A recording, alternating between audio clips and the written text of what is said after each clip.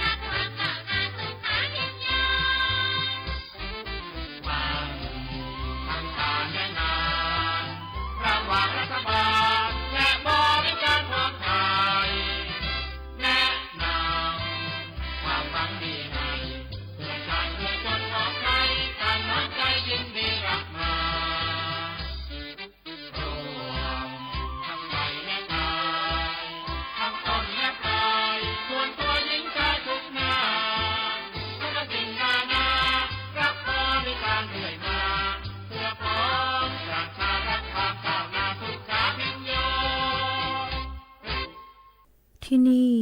สถานีวิทยุกระจายเสียงแห่งประเทศไทยจังหวัดเชียงใหม่คลื่น AM 1,476 กิโลเฮิรตซ์ทำการส่งกระจายเสียงจากอาคารเลขที่ 49 ถนนประชาสัมพันธ์ตำบลช้างครานอำเภอเมืองจังหวัดเชียงใหม่ทำการส่งกระจายเสียงตั้งแต่เวลา 5 นาฬิกาไปจนถึง 24 นาฬิกาเป็นประจำทุกวันค่ะและต่อจากนี้ไป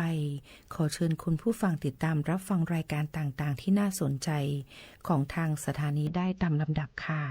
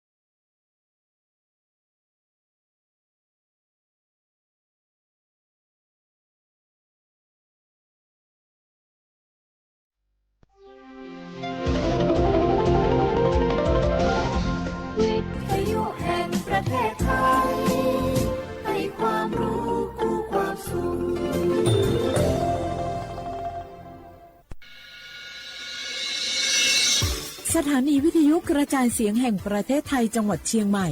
AM 1476 กิโลเฮิรตซ์สถานีวิทยุภาคภาษาชาติพันธุ์แห่งเดียวในประเทศไทยที่มีความทันสมัยเชื่อถือได้สร้างอัตลักษณ์กลุ่มชาติพันธุ์สู่สากล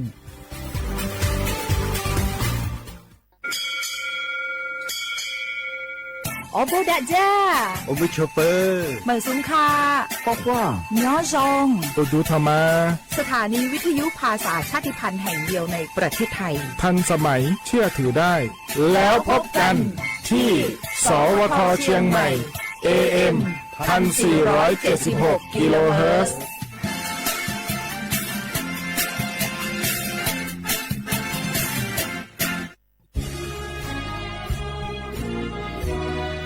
พระบารมีปกเกล้าเพื่อปวงชนชาวไทยจากพระราชกรณียกิจนานับประการที่พระบาทสมเด็จพระเจ้าอยู่หัวและพระบรมวงศานุวงศ์ทรงทุ่มเทพระวรกายทรงงานอย่างไม่เหน็ดเหนื่อยเพื่อประโยชน์สุขของประสบนิกรจากโครงการหลวงสู่การพัฒนาแหล่งน้ำส่งเสริมการศึกษาและด้านสาธารณสุขที่มุ่งเน้นการพึ่งพาตนเองและการพัฒนาอย่างยั่งยืนทุกย่างพระบาทคือการทรงงานทุกพระราชดำริคือพลังแห่งการพัฒนาเพราะประชาชนคือหัวใจของแผ่นดินร่วมเสริมสร้างความรักในสถาบันหลักของชาติโดยสำนักงานประชาสัมพันธ์ที่ 3 กรมประชาสัมพันธ์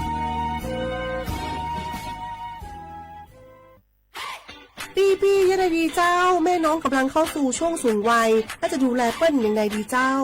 ฮูก่อผู้สูงวัยเปิ้ลไม่ได้เท่าเหมือนกันหมดเนอะกลุ่มปีสังคมเนี่ยว่าเปิ้ลแก่แต่ใจวัยรุ่นต้องชวนกันออกกำลังกายทำกิจกรรมเวลาปะหมู่ปะฝูงมาใดเปิ้ลกระตึงคึกคักกันกุฏิฮะอันนี้แม่น้องเลยนะวันออกไปขายเห็ดลมที่ตูดกาดแล้ววันนี้นะเปิ้ลก็มีนัดไปที่โรงเรียนผู้สูงอายุแหมซอบอกซอบใจขนาดกลุ่มติดบ้านก็เป็นกลุ่มที่บ่ออกไปไหนต้องแต่งบ้านให้ปลอดภัยเตียวบ่ข้องบ่เต้ามันไปพอไปกอยดูแลเรื่องกับเข้ากับป่าจะได้มาง่อมมาเงานะส่วนกลุ่มสุดท้ายกลุ่มติดเตียงก็ต้องพอต้องกอยบ่ฮื้อลำหูลำตาตึงพลิกตัวทำความสะอาดดูแลอาหารยุกยาและต้องใส่ใจเรื่องของความรู้สึกบ่ฮื้อเปิ้นรู้สึกว่าโดดเดี่ยวฟังจะอี้ค่อยสบายใจเลยเจ้าขอบคุณนั่นๆเจ้าพี่เดี๋ยวน้องจะปิ๊กไปดูแลแม่ก่อนเด้อเจ้าและจะไปลืมปามแม่ไปตรวจสุขภาพประจำปีไปเนอะเจ้าดูแลผู้สูงอายุถูกวิธีผู้สูงวัยก็ยิ้มได้ลูกหลานก็สบายใจด้วยความปรารถนาดีจากสำนักงานประชาสัมพันธ์ที่ 3 กรมประชาสัมพันธ์สหายเตียยมมมะเร็งหลอสปสชกู้เจิงล้างไกคอมอจอยอตัวกัวมอเตอลีกือชั่วหายย่อเหาสิทธิบัตรทองเจลีมั่วใจใจเกมออย่าลีผ่าตัดเคมีบำบัดฮอร์โมนฉีรังสีหลอกคอเทียหรือยาเตอลีกือชั่วตัวสัตว์จีหยี่เทียเสียจุเชียรอตัวหนึ่งมั่วมอเตอนุ่งสีตอนเดอสปสชเบอร์สต้องยออีเปเปศูนย์สปสชเขตเชียงใหม่ยอศูนย์จีเปอยีจีเปจีตัวน้องหลักถึงม่วงเบอร์สต้องเจ้าจอถูกหลยังยออีเจ้าศูนย์เทียจอมั่วมอลือเฮายออีเปอเปเล่งตือสังเกงโฆษณาจวนเต่าสุต้องจัวสังชัวหูเต้เฉียวไทยเต่าลู่เสียงเจ้งใหม่คือยอกขอเชอมัวเก๋เป้าจูเก๋ฉีฟางนอนรอเต่าชงเหงสัญญาณมงเต่าเกล้ท่องเปล่าหูลู่เสียงเจ้งใหม่ยอเล่งตือสังเกงนัวหลอนงตัวเต่าจวนเต่าสุต้องจัวสังชัวหูเต้เฉียวไทยเต่าลู่เสียงเจ้งใหม่จวนเต่าตุงเบอร์สุต้องศูนย์ชื่อเป้อ้อช่างเจ้าศูนย์เจ้าหยี่หล่อชื่อศูนย์จั่วอ้อเปล่าเจ้าหยี่จื้อช่างจั่ว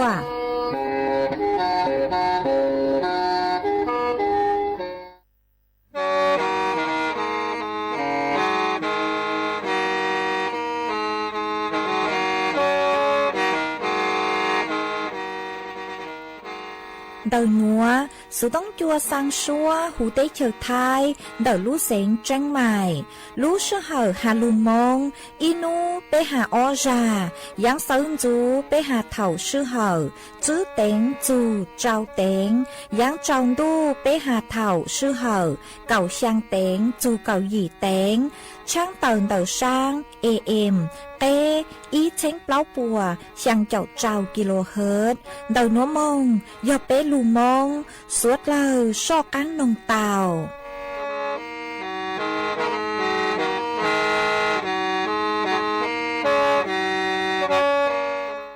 nhớ rong ý chồng nà chú cứ tin nính trang suốt lờ chùa núวันอาทิตย์nú tỷ sang lú trao linh đu xong ó chênh chữ bùa trao chậu chua nú nuôn giang chùa lú sang liền ghé nền gạo ó tù cha cứ cắn nú nuôi do nà chùa bì kì giang chùa lú sang liền ghé nền gạo bé tù cha cứ cắn bì kì do nhu xong núa do nền xong đỡ núa cú do rùa sành vang dòng xa cho cánh tròn tù sự tống chua hà lù mong đỡ lù xén chân mày tuần chứ y chồng nạ cho cứ tin nính chàng suốt lờ mà uốn đây núa cú thó bế cho nạ cho cứ tin nính chàng suốt lờ cứ mênh càng lù sai hà lù nông nhó chuan đỡ page Facebook thó mê suốt lờ bán chùaกดไลค์กดแชร์อีเล็งอีแชร์ปูจัวเพจสวทเชียงใหม่ AM อีเช้งเปล่าปัวช่างเจ้าเจ้าkHz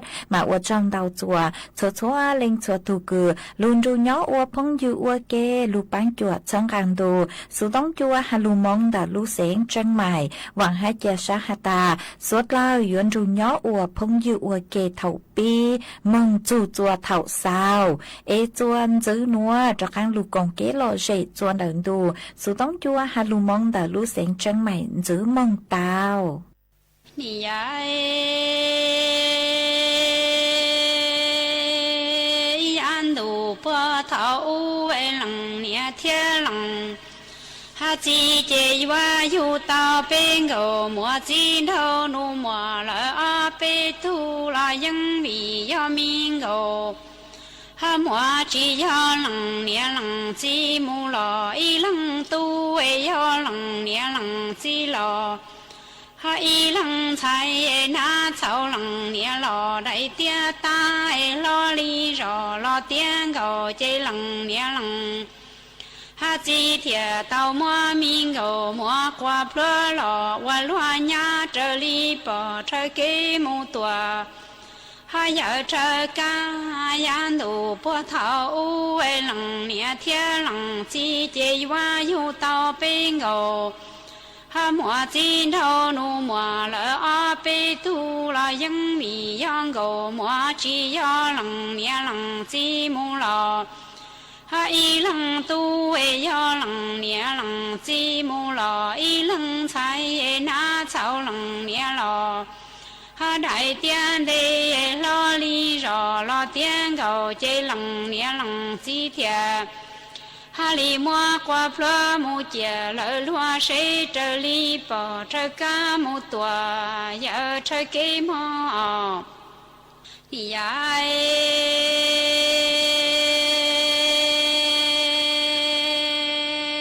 rau no miếng gầu mua chế chia ra hoa nhá mu tua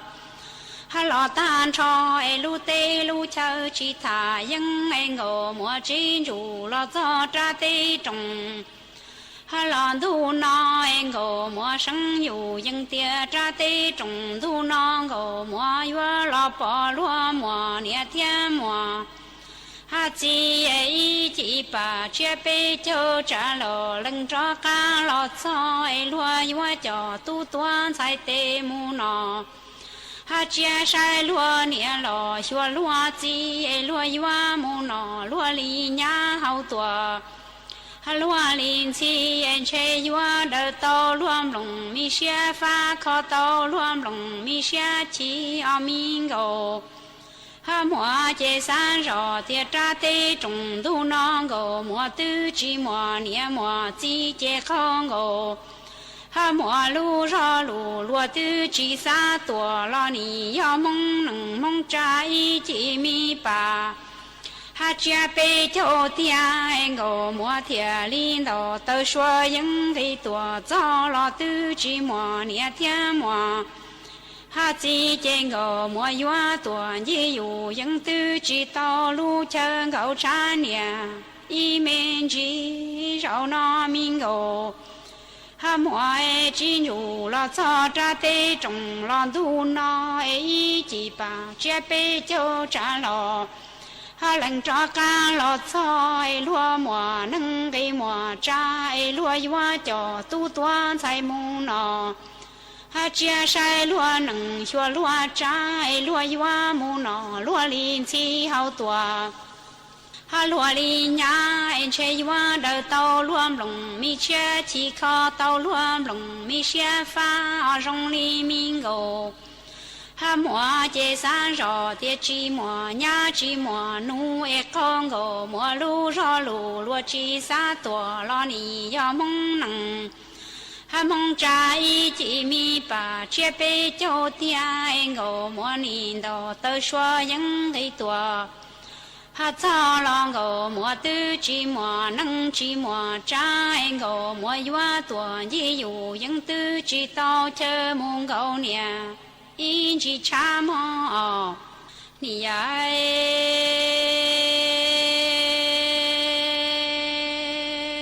cha ngô muốn đồ tơ xua những cái tua cho e yuá tua bỏ lúa mò hai nhà lo mò nu e mò ngô lo mò e lúa lằng nhà mẹ nu yuá chế lúa ngô lúa mò tua hai kho chớ lo luang gò lúa mùa yuá chế lúa lằng nhà mẹ nu tua y điện nó ai rong li min gò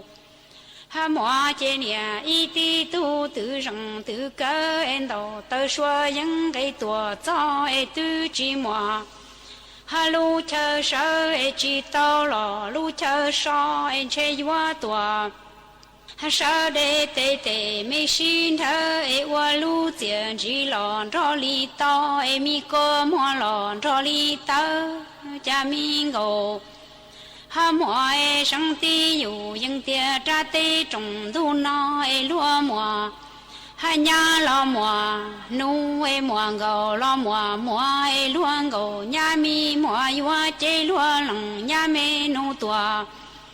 hai kho chớ lo lúa lằng nhà mi nu yuá chế lúa ngô mua y mu tua y điện nó em min ngô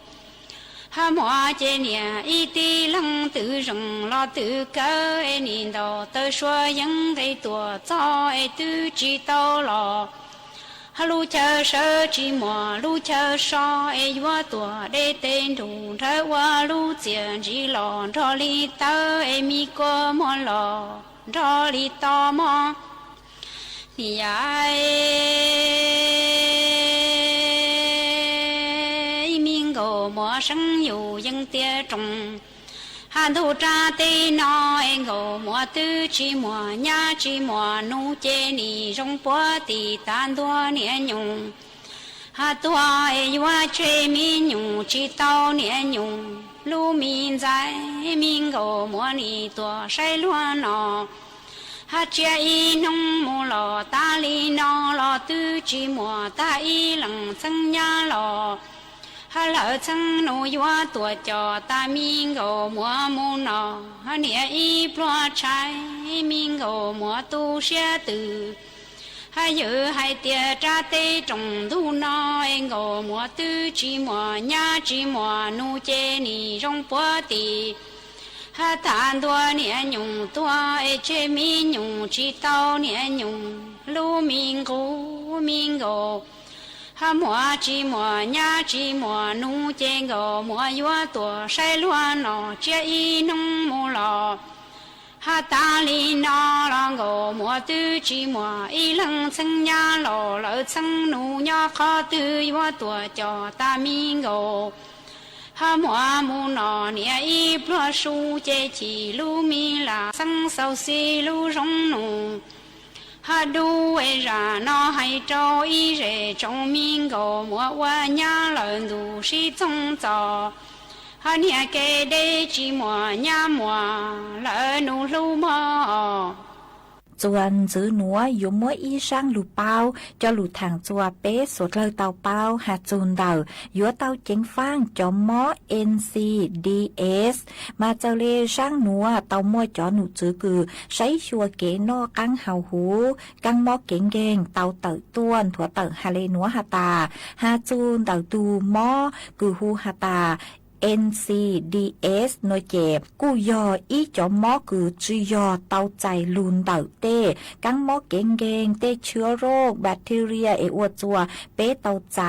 มัวเป็นสื่อซื้อกี่เตชื่อมาจอมอหนัวโนเจนิยอจอมอคือชื่อตัวลุนเต่าเป้ตูจื้อปื้อฮะเป้เลเกอวนแน่งนิยออีจอมอคือมามังชื่อตัวสะสมจูอวจัวเป้ลูเจเตาใจเก๋ปวดชั่วมาจอมอหนัวกุมัวซื้อเลคือตุมออังชื่อตุมอนฉางชาตุมอเปล่าตุมอศูนย์ฉางมาจอมอหนัวอวจัวลูเต้ลูเชอเตาใจเก๋ปวดชั่วชาจูเลนเดาอีจุดเจ้าล้านบาทต่ออีชงมาจอหนูจือปอกูหันจือเลยหนัวฮาตาวิโยฮาตาเช่งชาหนีหนัวเก๋อวนเน่งเตาหลงเป๋าเจ๋งเหลิกมาเป้เลยเก๋อวเฮาหลือหน่วยเจกุยอกก็เจอใช้แต่รู้หน้าจอคอมพิวเตอร์รู้สูต้องมั่วเป็นสื่อยอกก็เจอตื้อยื้อชาจูเลนเดอเก่าเป้จูเก่าเปล่าชั่วโมงต่ออีนูชื่อต่างเลนเดอเป้รู้เน่งหลอกเป๋าเจ๋งมองเหล่าปือลีแหงมาอวดจัวเป้เลระบบกลไกธรรมชาติเดเป้รู้เจนือเตาเป่าเจ๋งมงเหล่าเตาปวดจั่วมาเนือยอีขอเต้งเหม่งยอดจวนเดเป้รู้เจจือตังเดนเดาเป้เลเก๋ปือเจ้าจูเตเถ่าก็ตื้อปืนจูตัวเต้งเหล่าตชมาก็เจ๋งเคก็รู้สุต้องเจ๋งใช้หน้าจอหน่วยเจอวดจัวจอแสงสีฟ้าคือยอดจนเดก็รู้สุต้องเดาเจาะตัวจนเดยูทูเข่งมามั่วเป็นสื่อคือยกวดจัวก็รู้ตับอ่อนโลก็จอบศูนย์ช้างคือยอดจนเดก็รู้เปล่าโลชื่อเต้าซูจงอย่างเลรู้นาฬิกาคือนึกว่าเฮาหรือชัวรู้ชื่อเฮาเจยกวดจัวไปรู้เจเนื้อยัวเต้าใจเก๋ปวดจัวสื่อเลยคือก็อยู่ย่อยอีตูคือจอใจปลางจะไปทางยอดจนเดี๋ยวก็จนช้างเนื้อยัวชาเหงก็จะศูนย์ช้างเนื้อยัวอักเสบเลื้อลังเตาเนื้อเจเนื้อยัวอวดจัวมดเก๋มอเก่งลูจู่จัวไปรู้เจเต้าใจเก๋ปวดจัวมาวีเล่นเดาเนื้อเจเท่าตือคือไปมั่วเตอาการคือยอสัญญาณเจ๊งตรงตัวจัวเปเต้าเป้าหาตาตังชื่อนัวก็รู้เจเนื้อยัวอวดจัวเต้าใจเก๋มอเก่งเหล่ามาเปยัวจู่เต้าหลงเป๋าเป้ถูกแค่งอวิยอจอมอหนัวนุเจลูนเต่าเป้ถูกจื้อปื้อเป้เลยเก๋อวนเน่งมาวิเลนเดาจะลูทางอวเก๋เป้าจัวเป้สดเลยเต่าเป้าเป้ยัวเต้าหลงเป๋าเป้เลยเก๋อวนเน่งเป้ยัวเต้าหลงเป๋าเป้ถูกจื้อปื้อโลเป้เลยเก๋นอเฮาโลเป้ทะเลจุดเล่นเดาเต้กังมอเก่งคือยอปังเป่าจ๋อมอคือฮูฮาตาNCDS มากุมมัวจะหลุดถังอวเก๋เป้าเลยนัวจัวสดเลยเต่าเป้า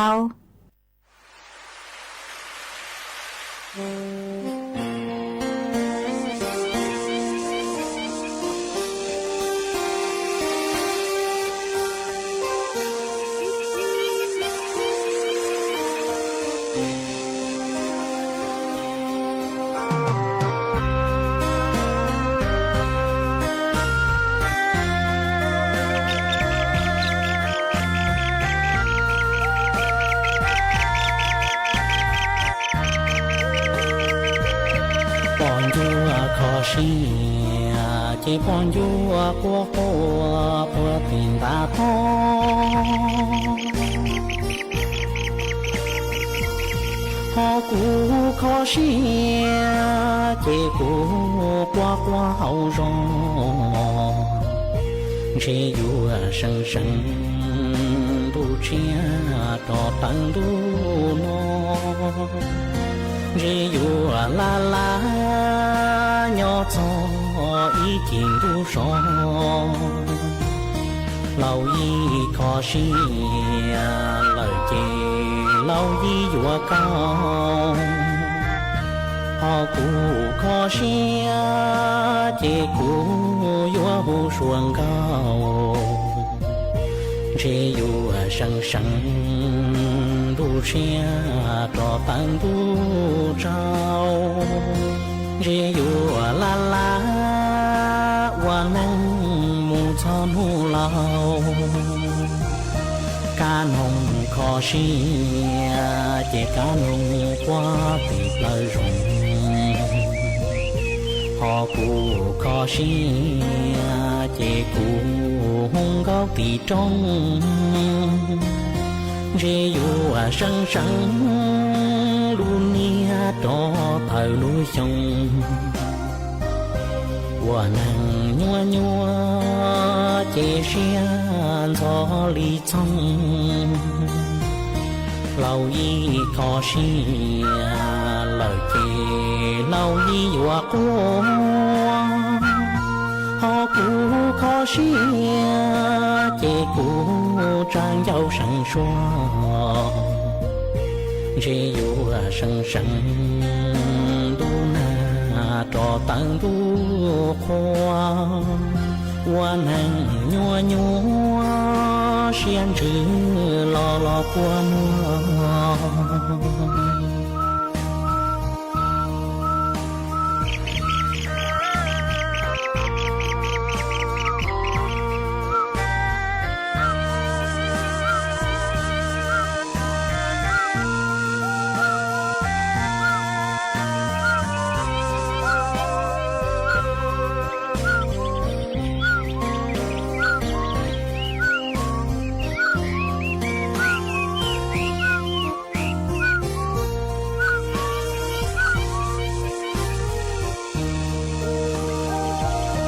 cá nông khó xia chế cá nông qua tịt lời rụng họ cụ khó xia chế cụ hung góc tị trong rê yu sân sân luôn nia cho thời núi sông hoa nắng nhua nhua chế xiên gió ly trong lâu y khó xia lời kề lâu y hoa qua họ cụ khó xia chế cụ trang dâu sẵn xoa rê yu sân sân đu na trò tăng đu khoa rê yu la la hoa nắng mù cho nước toa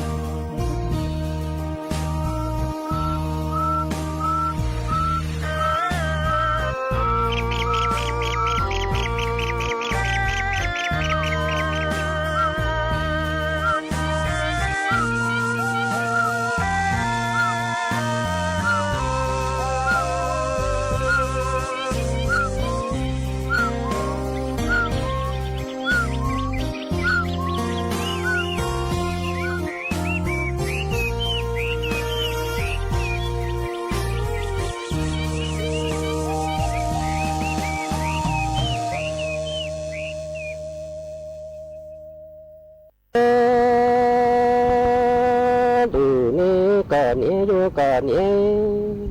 phu tổng thế tuổi thâu thâu u cờ nhé thiếu cờ tí chê nè yêu cờ mu nhớ tô lu rung là tính cổ chuồn trai cú nhé thế cú tí chê nè chú cú mu nhớ tô lu rung là tính cổ chuồn chúa thế cờ thế cú nói nè xa hay tia chia chi sao si tao cho si sau lo nằng nó lo nè sang trái tí tụ tí trà mò in đủ đã tư chế chia ra nhau lâu lâu tay nó to chỉ to nó luôn để đó chỉ to để hậu nó có thế cú nó thế lý sĩ tao cho si sau lo nằng nhau mu tu tu ni có nhé có cha đủ tên đủ ni có nhé chúa có nhé nó trồng thế tuổi phố thấu em thế cờ nhé thế cờ tí chê nè chú cờ mu nhó tô lu rung là tính cổ chuồn chú cú nhé thế cú tí chê nè chú cú là nhỏ tô lu lu là tính của chùa cha thế có tia cú ê nì sa hay tia tia chỉ sa si tơ cho chỉ sau là ô nặng nó đó nì chan chan tí tụ trư cha mò ý mong tụ đã tia chỉ chỉ ra nhỏ lâu lâu ta nó luôn để rõ chỉ tao để hoi bỏ luôn tao chỉ tao tên để nó có thế cũ nó thì lý sĩ tao cho sĩ sâu lo uốn mình nhỏ mu tuôn thay lo mà còn nhớ của cha đủ tên đủ ni còn nhớ vô còn nhớ thế có thế cũ em ni sĩ tao cho sĩ sâu lo uốn mình nhỏ mu tua lâu đi nói ni du tao tệ tu lo mu tía tu em ni du tao tệ tí lo mu tía loe cho tí còn đủ lo tí cú chi ô cha tê tu tê kỳ chi sa yo còn nhé ô cha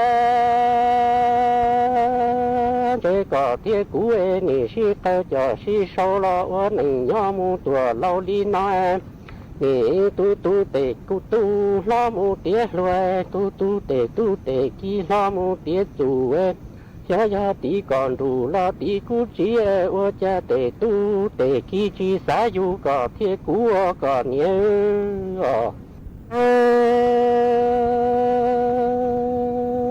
đủ yo còn nhớ có thế cú ê ni yu mò tu mu mò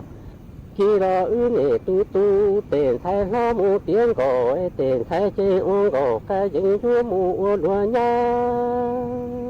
thế nè tu tề tu lo mu tía lúa mùa chúa mu mùa gì ta lúa chi xá du có thế cú ê lúa ho du phải chế mu để vào còn nhé bữa cha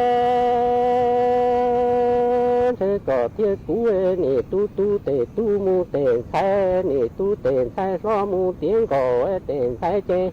cổ cái dây lúa mu lúa sấy nè tu tề tu lo mu tía lúa mùa chúa mùa gì ta lúa chi xá du có thế cú chê lúa ho du phải vào mu cái chế lo mà còn nhớ ô cha đủ yo còn nhé tề tu tề kỳ lúa chi xá du có thế cú ê lúa nè phải vàng cái chế ta nè chế lờ có thế cú nó nhỏ thế nè lâu nọ tao chi tao chi ô nó chả chi tao nọ nè làm ba càng chua yu mu ô nó cứ chi tao lú lúa không mu lúa lông em thế yu mu cứ tu mi hư trò hư chế khu lờ cả khơi mi khâu chi mu khâu cho yên tua khâu lá cả nhỏ đi tề nhé bọn thông nó mà còn nhớ tề tu tề kỳ lúa chi dù có thế cú luôn nè phải vàng cái chế ta nè chia lời có thế cú nó nhỏ thế nè lâu nọ tao chi tao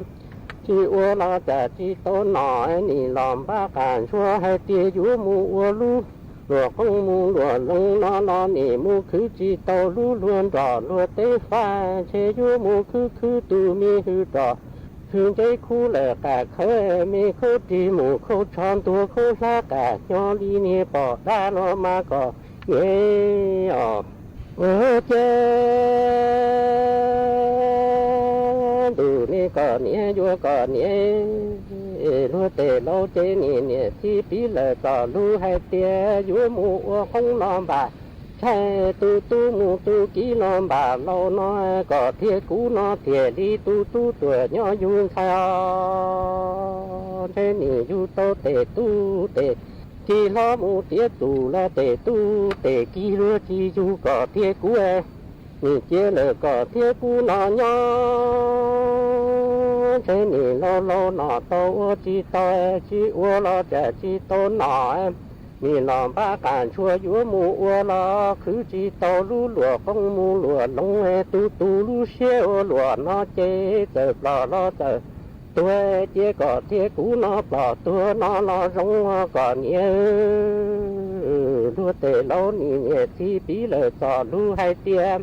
nhớ mù không làm bà trai tu mù tu kỹ làm bà lâu nói có thế cũ nó thiệt đi tu tuổi nhỏ dung sai nị du mùa tu mù mùa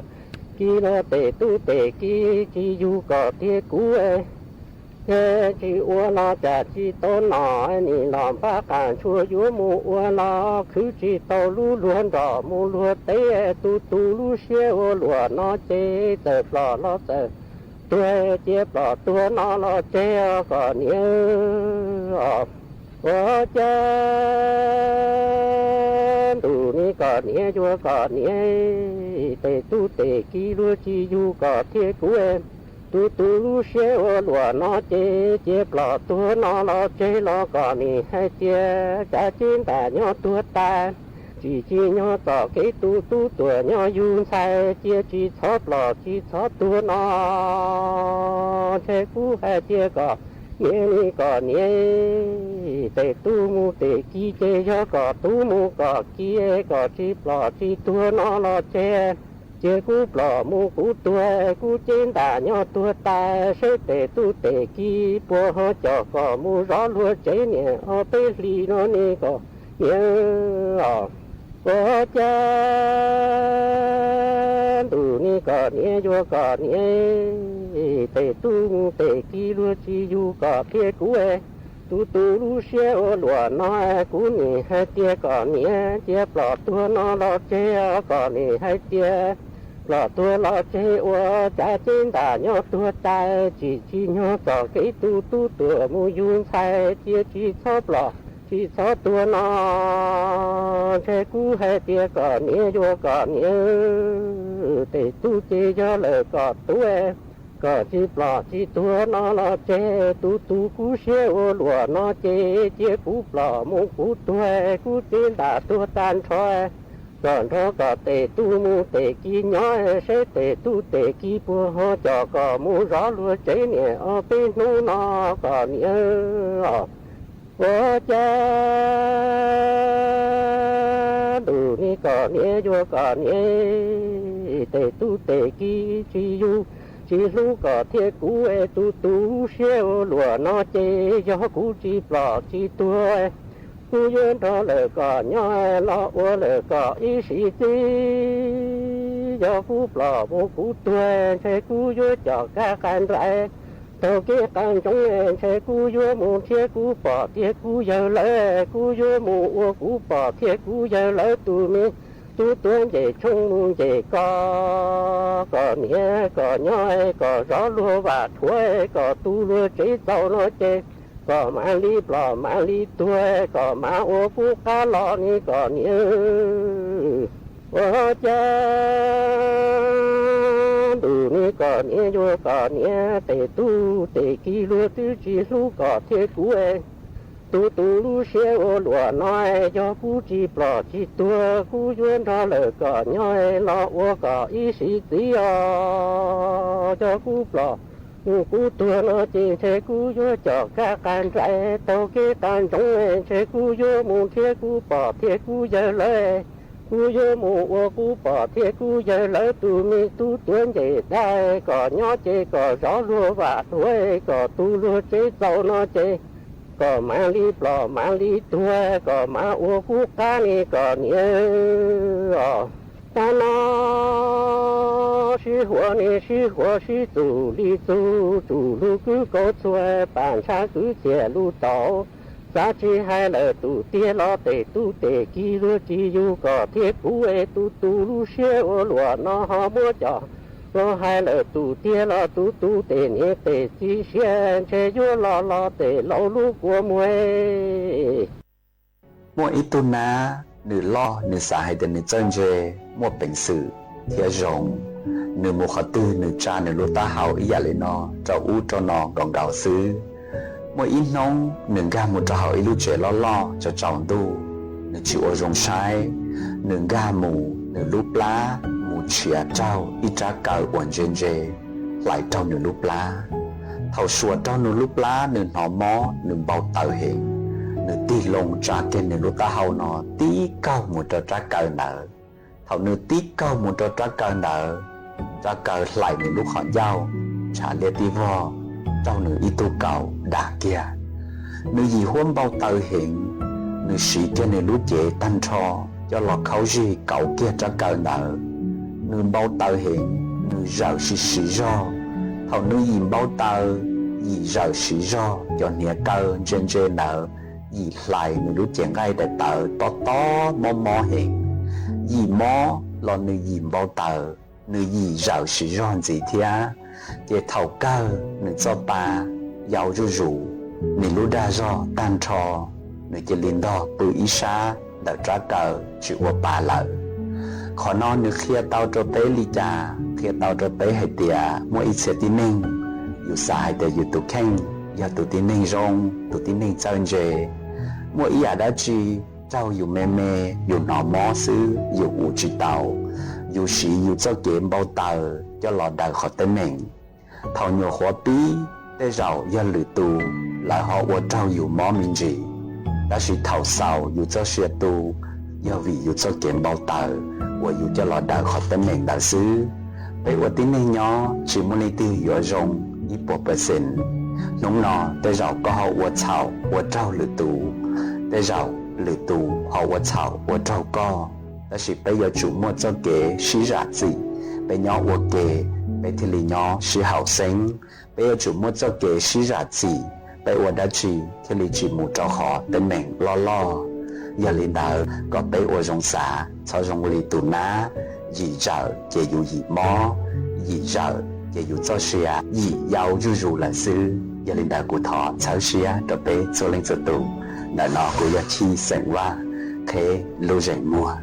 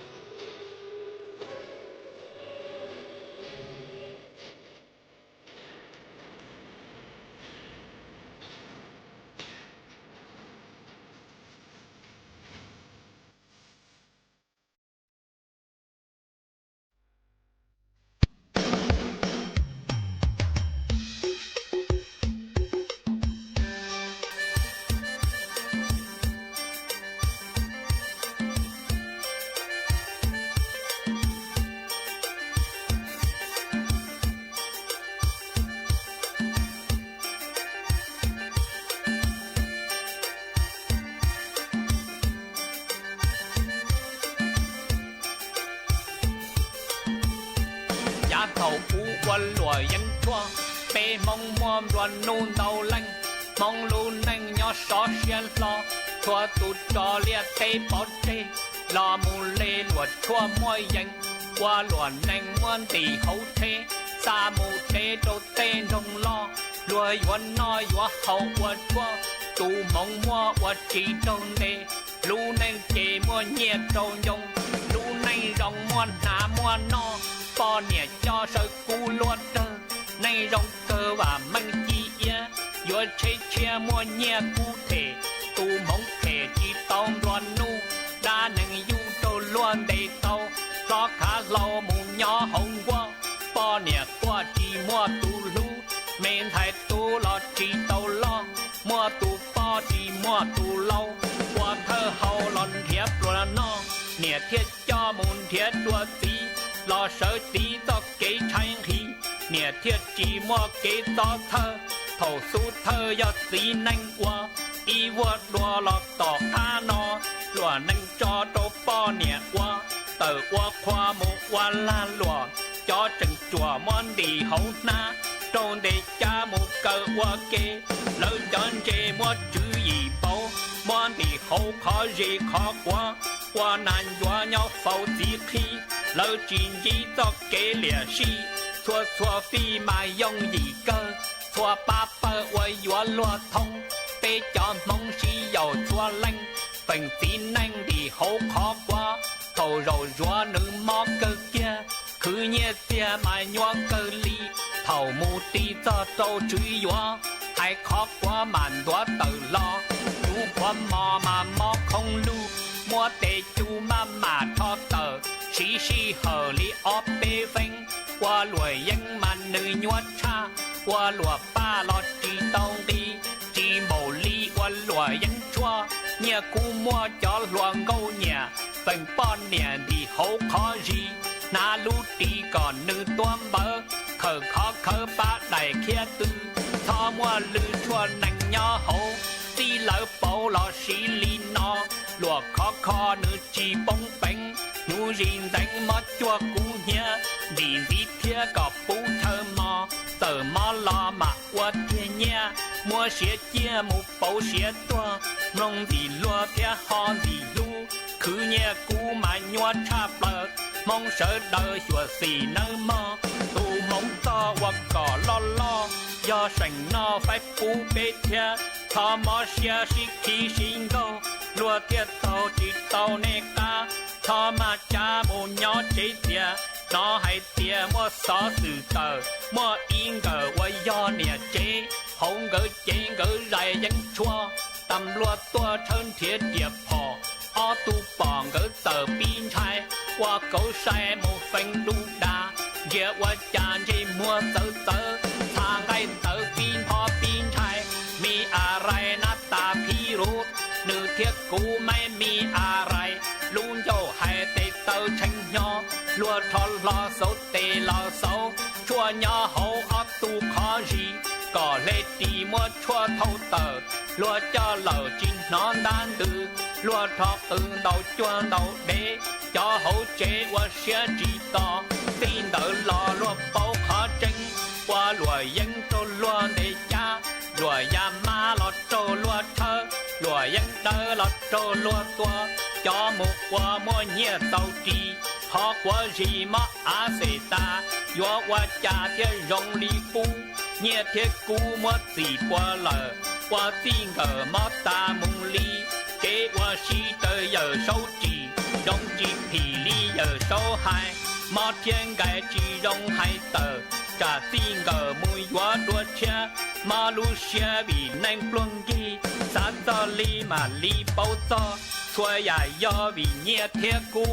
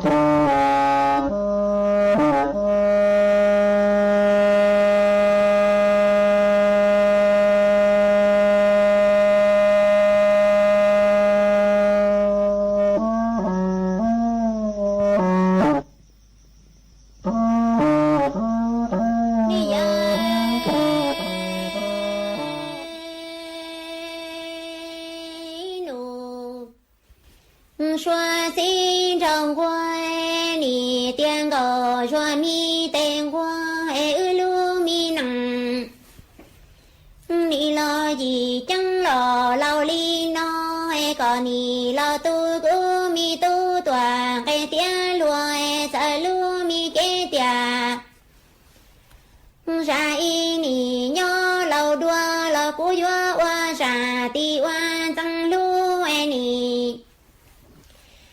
chỉ chẳng gò chua li cò nó mu lòn chua qua mua tơ trăng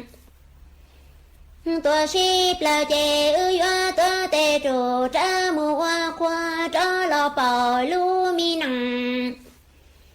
bua thảo lùi nì chi tao lẫn gò chua cá quang gò chua lẫn nhà y cha lúa ni ai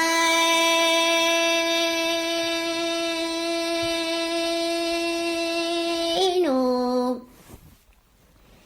xua xin trong khoai nì tiền gò chua mi tên khoa e ư lu mi nằng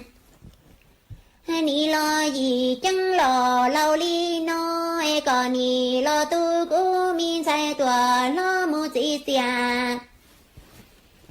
mò e sợ có lu mi chế tia sa y nhó lâu ta lo cú yo wa sa ti wa tăng lu e nì chỉ chẳng gò xua li có nó lo ho tu xia tơ trăng tua ship là chè ư yo tua tê trụ tra mùa cá kia cho lo bò lu mi nằng bua thảo lùi ư tê tu tê sai chẳng mê mò lia cú nì chỉ to lá cỏ cá qua kê trụ đầy mù nhàng cây ít lia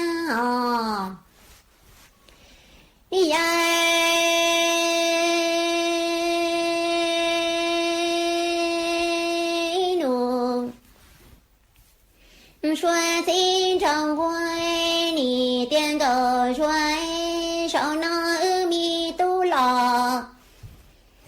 chê ư yo chia tu mù hoa tu là nhà cây y chua e trà ư tu lo lò tu qua tua chê cún trò còn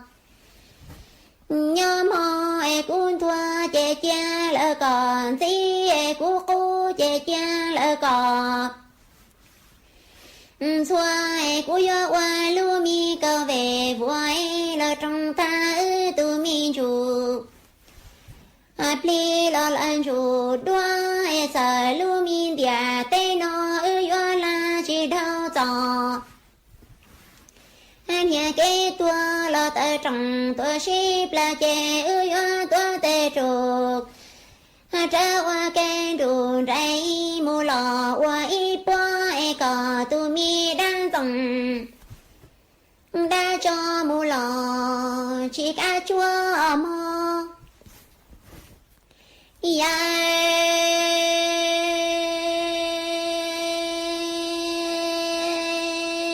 nụ xua xin trong khoai nì hai sáng dù dân tiền tù tên gầu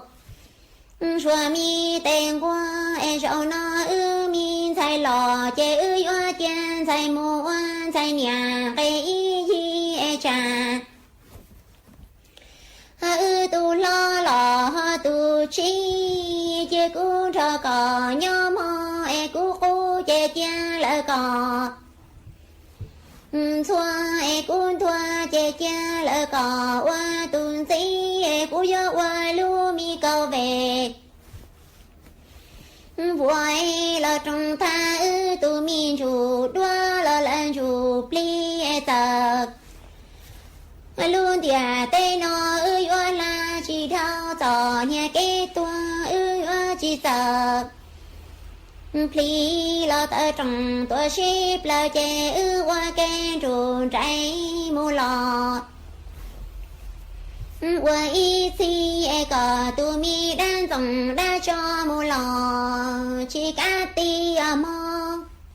一种呢，这个的人讲说了，路是好过，都有当了，结果做么，都是当做哈鲁蒙的路线真美，叫路上保连我老师，被忙着干路，甚至路做等度，是当做哈鲁蒙的路线真美，头甚至路是好只等住，照等头样照度，路是好搞相等住搞一等，我照到做สุดเลยคือลูปั้นจั่วเชิงการดูสุต้องจั่วฮาลูมองแต่ลูเสียงเจงใหม่เป๊ะหมักจอกอังลูซึ่งจืดลัวสุดเลยย่อจง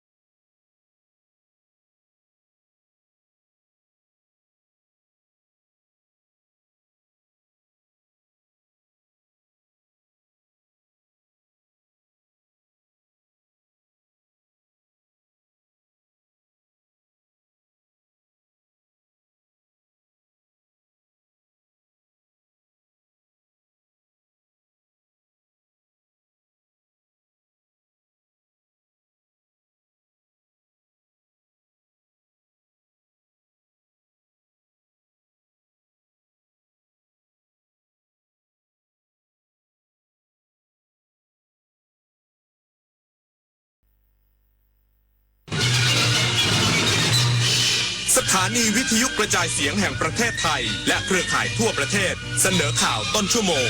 รู้เร็วรู้จริงเกาะติดทุกสถานการณ์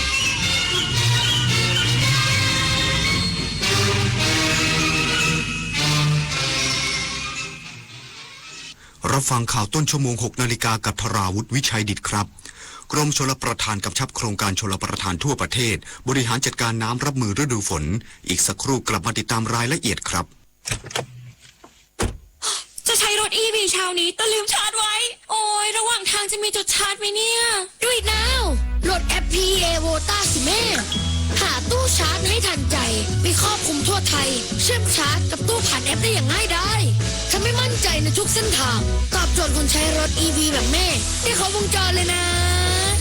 ชาร์จมั่นใจทั่วไทยเชื่อมง่ายผ่านแอปแถมยังรักโลก Do it now Green Power by PEA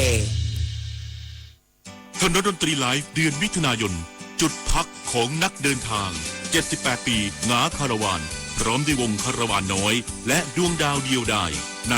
ถนนดนตรีไลฟ์วันศุกร์ที่26มิถุนายน2569เวลา 18 นาฬิกาเป็นต้นไป ณห้องออดิทอเรียมอาคารปฏิบัติการสื่อใหม่สถานีวิทยุกระจายเสียงแห่งประเทศไทยถนนวิภาวดีรังสิตดินแดงติดต่อเข้าชมโดยไม่เสียค่าใช้จ่ายได้ที่ Facebook ถนนดนตรีเรายังเป็นนักเดินทาง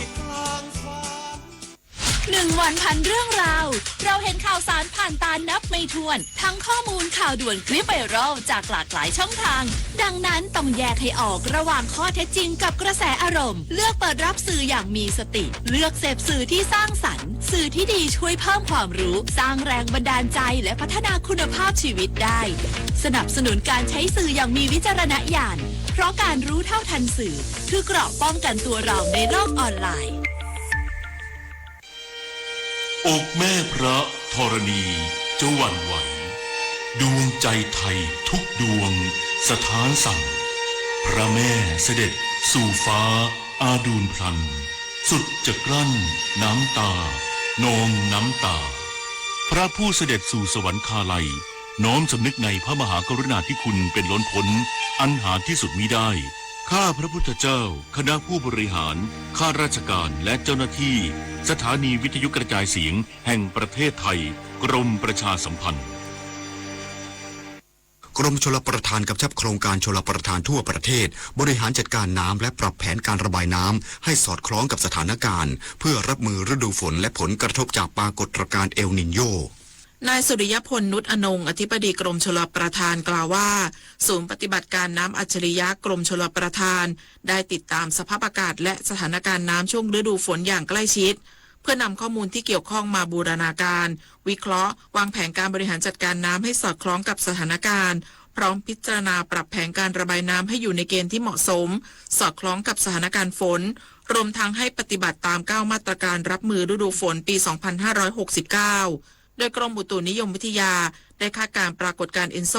พบประเทศไทยจะเข้าสู่ปรากฏการณ์เอลนิโญออนตั้งแต่เดือนพฤษภาคมนี้เป็นต้นไปแล้วจะพัฒนากลายเป็นเอลนิโญรุนแรงต่อเนื่องจนถึงประมาณเดือนสิงหาคม 2570อาจส่งผลให้ฤดูฝนสิ้นสุดเร็วกว่าปกติและเกิดฝนทิ้งช่วงยาวนานขึ้นซึ่งปริมาณฝนโดยรวมอาจต่ำกว่าค่าปกติจึงได้กำชับโครงการชลประทานทั่วประเทศให้เฝ้าระวังและติดตามสถานการณ์น้ำอย่างใกล้ชิดพร้อมบริหารจัดการน้ำให้สอดคล้องกับสถานการณ์โดยคำนึงถึงผลกระทบต่อประชาชนเป็นหลักและปฏิบัติตามมาตรการรับมือฤดูฝนอย่างเคร่งครัดควบคู่กับการบริหารจัดการน้ำเพื่อสนับสนุนภาคการเกษตรและการอุปโภคบริโภคให้เพียงพอในทุกพื้นที่ปิยาพันธ์ยังเทียนรายงานขณะที่จังหวัดตรังพร้อมรับมือฝนตกหนักในหลายพื้นที่ด้วยการระดมเครื่องจักรและเครื่องมือเพื่อช่วยเหลือประชาชนที่เสี่ยงประสบอุทกภัยนายพิมานจันทมณีโชติผู้อำนวยการโครงการชลประทานตรังเปิดเผยว่าโครงการชลประทานตรังเตรียมความพร้อมเครื่องจักรเครื่องมือและกำลังคนเพื่อติดตั้งเครื่องสูบน้ำในพื้นที่เสี่ยงอุทกภัยพร้อมดำเนินการกำจัดวัชพืชสิ่งกีดขวางทางน้ำในพื้นที่ลุ่มน้ำต่างๆอย่างต่อเนื่องเพื่อรักษาคุณภาพน้ำเพิ่มประสิทธิภาพการส่งน้ำและระบายน้ำรวมถึงบูรณาการกับหน่วยงานต่างๆในการเข้าไปช่วยเหลือและบรรเทาความเดือดร้อนให้กับประชาชนหากเกิดภัยด้านศูนย์วิจัยและพัฒนาอาหารสัตว์ตรังได้เร่งผลิตพืชอาหารสัตว์ทั้งหญ้าสดหญ้าหมักและหญ้าแห้งเพื่อสำรองเสบียงสัตว์สำหรับเตรียมความพร้อมรับมือกับปัญหาภัยพิบัติที่อาจจะเกิดขึ้นและสามารถช่วยเหลือเกษตรกรเมื่อประสบภัยธรรมชาติได้อย่างทันท่วงทีโยศพรนะคะไกรศรีสวทตรังรายงานกรมการค้าภายในดึงตลาดกลางและตลาดสดทั่วประเทศมาใช้เป็นกลไกบริหารจัดการผลไม้ของปีนี้ตั้งเป้าช่วยดูดซับผลผลิตให้ได้มากกว่า1 ล้านตันนายวิทยากรมณีเนตรอธิบดีกรมการค้าภายในกล่าวว่ากรมการค้าภายในร่วมกับตลาดไทยขับเคลื่อนแคมเปญ Thailand the Land of Tropical Fruit 2026 เพื่อกระตุ้นการบริโภคผลไม้ไทยและรองรับผลผลิตที่เพิ่มขึ้นในปีนี้โดยผลไม้บางชนิดมีผลผลิตเพิ่มขึ้นมากกว่า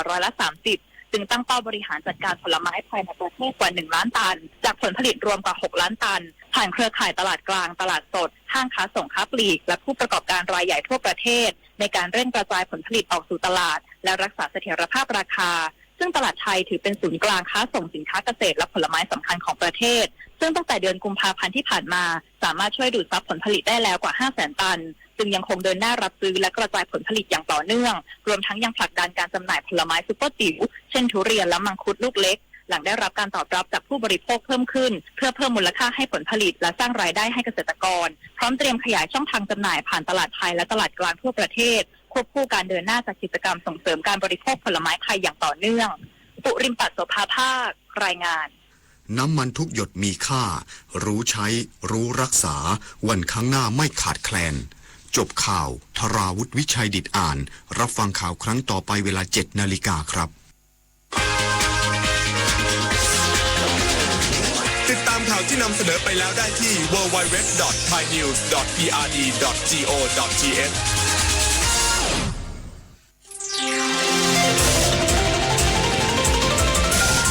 วิทยุแห่งประเทศไทยให้ความรู้คู่ความสุข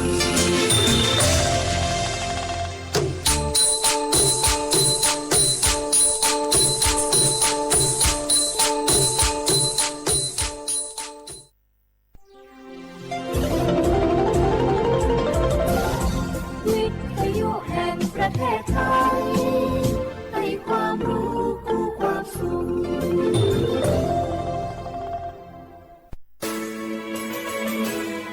สถานีวิทยุกระจายเสียงแห่งประเทศไทยจังหวัดเชียงใหม่ AM 1476 กิโลเฮิรตซ์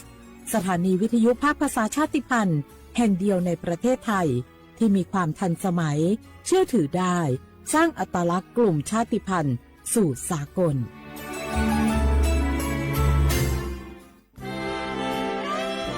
ตลอดประวัติศาสตร์ของชาติไทยพระมหากษัตริย์ไทยทรงเป็นพลังศรัทธาทรงทำนุบำรุงและอุปถัมภ์ศาสนาให้เป็นหลักยึดเหนี่ยวจิตใจของประชาชนเป็นแนวทางในการดำเนินชีวิตด้วยความดีงามศาสนาสอนให้คนไทยรู้จักคุณธรรมความดีและความสามัคคี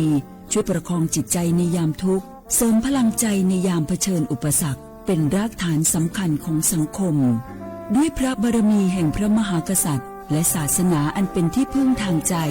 คือพลังศรัทธาที่ล้อมรวมคนไทยทั้งชาติสู่ความมั่นคงสงบสุขและยั่งยืนตลอดไปร่วมเสริมสร้างความรักในสถาบันหลักของชาติโดยสำนักงานประชาสัมพันธ์ที่ 3 กรมประชาสัมพันธ์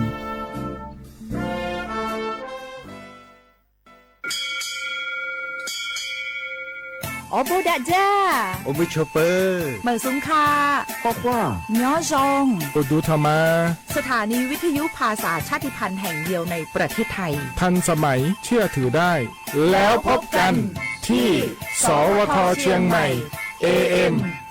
1476 กิโลเฮิรตซ์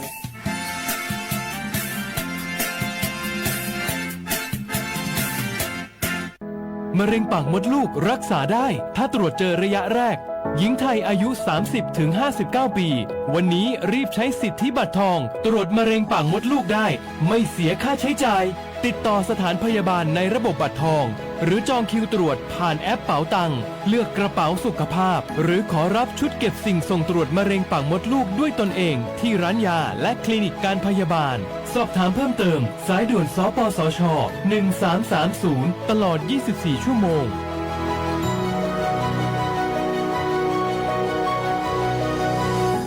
ใครๆก็รู้กันถุงยางอนามัยพกเอาไว้ช่วยได้ช่วยป้องกันโรคอันตรายที่มากับเพศสัมพันธ์ทั้งซิฟิลิสน้องในเอดส์ไวรัสตับอักเสบบีหรือแม้แต่มะเร็งปากมดลูกช่วยป้องกันถ้ายังไม่อยากมีลูกหรือท้องไม่พร้อมตอนนี้แต่ที่ยังไม่รู้คือไม่ใช่สิทธิ์บัตรทองก็มีสิทธิ์ขอรับถุงยางอนามัยได้รวมถึงยาคุมกำเนิดฟรีสิทธิประโยชน์สำหรับคนไทยทุกคนสอบถามเพิ่มเติมสายด่วนสปสช1330ตลอด24ชั่วโมงปียังไงดีเจ้าแม่น้องกำลังเข้าสู่ช่วงสูงวัยและจะดูแลเปิ้ลยังไงดีเจ้าฮูก็ผู้สูงวัยเปิ้ลไม่ได้เท่าเหมือนกันหมดเนอะกลุ่มติดสังคมเนี่ยว่าเปิ้ลแก่แต่ใจวัยรุ่นต้องชวนกันออกกำลังกายทำกิจกรรมเวลาปะหมู่ปะฝูงมาใดเปิ้ลก็ตึงคึกคักกันกุเตืออันนี้แม่น้องเลยนะวันออกไปขายเห็ดลมที่ตูดกาดแล้ววันนี้นะเปิ้ลก็มีนัดไปที่โรงเรียนผู้สูงอายุแหมซอบอกซอบใจขนาดกลุ่มติดบ้านก็เป็นกลุ่มที่บ่ออกไปไหนต้องแต่งบ้านให้ปลอดภัยเตียวบ่คล้องบ่เต้ามันไปพอไปกอยดูแลเรื่องกับข้าวกับป่าจะได้มาง่อมมาเงานะส่วนกลุ่มสุดท้ายกลุ่มติดเตียงก็ต้องพอต้องกอยบ่ฮื้อลำหูลำตา ตึงพลิกตัวทำความสะอาดดูแลอาหารยุกยาและต้องใส่ใจเรื่องของความรู้สึกบ่ให้เปิ้นรู้สึกว่าโดดเดี่ยวฟังจะอี้ค่อยสบายใจหน่อยเจ้าขอบคุณนักๆเจ้าพี่เดี๋ยวน้องจะปิกไปดูแลแม่ก่อนเนอะเจ้าและจะไปลืมปานแม่ไปตรวจสุขภาพประจำปีตัวเนอะเจ้าดูแลผู้สูงอายุถูกวิธีผู้สูงวัยก็ยิ้มได้ลูกหลานก็สบายใจด้วยความปรารถนาดีจากสำนักงานประชาสัมพันธ์ที่ 3 กรมประชาสัมพันธ์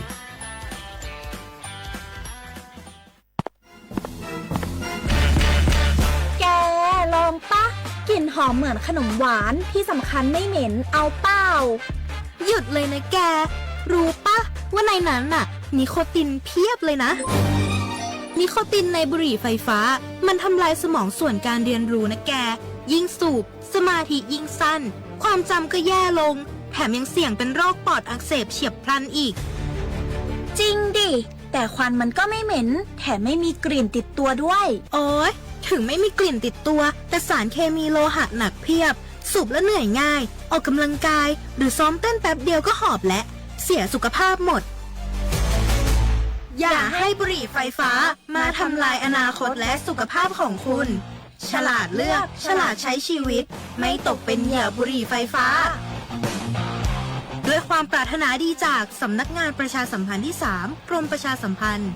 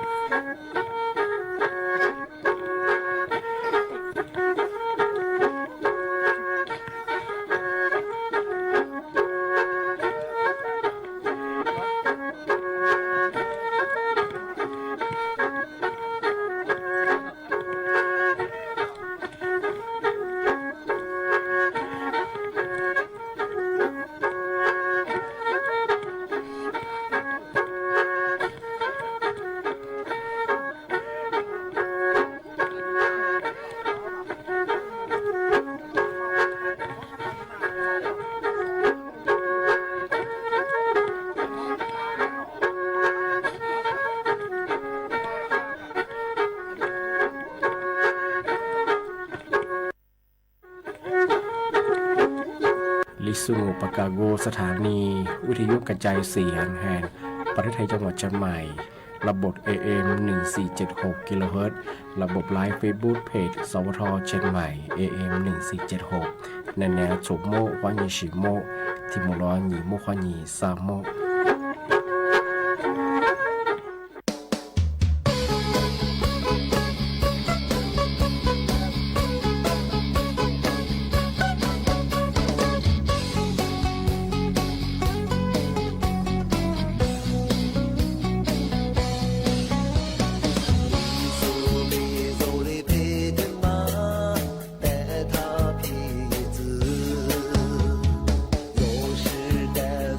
你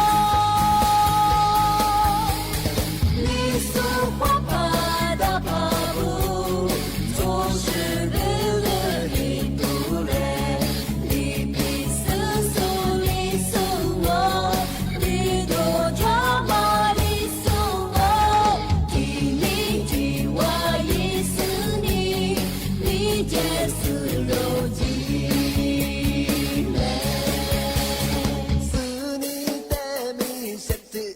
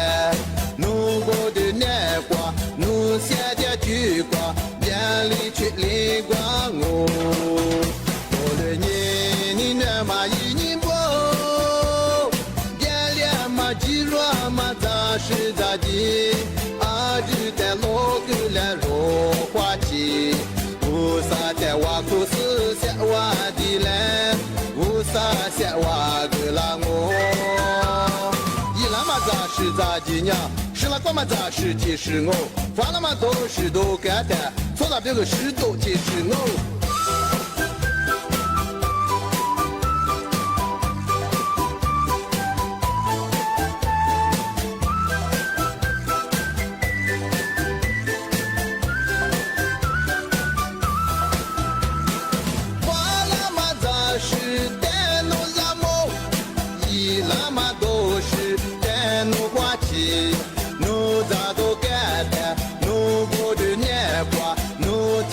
杀着我，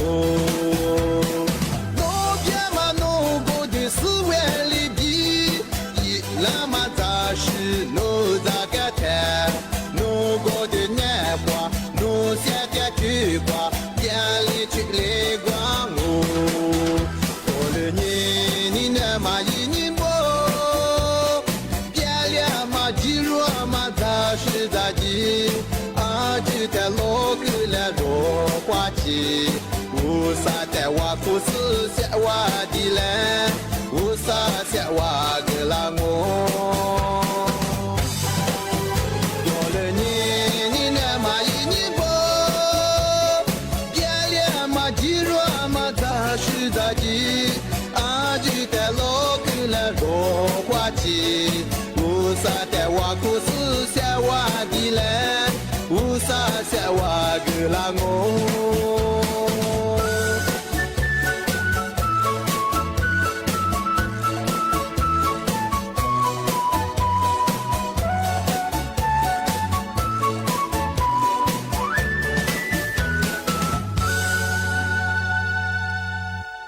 哎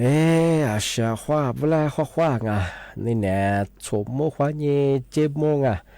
啊，我李松哦，都这的话做不了哦，小花吧。啊，我李松哦， ปากกากูงาปกข้อชื่อกูงไปทาจิ้มหมายคนแนวดังปัสคนแนวสถานีวิทยุกระจายเสียงแห่งประเทศไทยจังหวัดเชียงใหม่ที่ลีแบงบางงานชื่อสวทเชียงใหม่แบงดาวมาชความง่าเอาลีสุงด้วยมองเป็นยังไงยี่ตัวมาเคยยิงกันจ้ะมีอะไรยังก็ไม่ท้าว่าวิทยุยี่ระบบเป็นยังคือ AM ยี่ครึ่งความถี่งเป็นยังไงที่ตัวลีเฮียชีจิโต做人都人比话我是话我老学人我也要不很我老คนเนี่ยวิทยุจ้ะอะไรแบบว่ายี่ระบบยังไง AM ที่ตัวลีเฮียชีจิโต做我老ที่ชื่อ我ลิสูงูที่เลยน่าจะความลิสูมันกว่าตรงที่เลยจ้ะจะความที่ถ้าว่า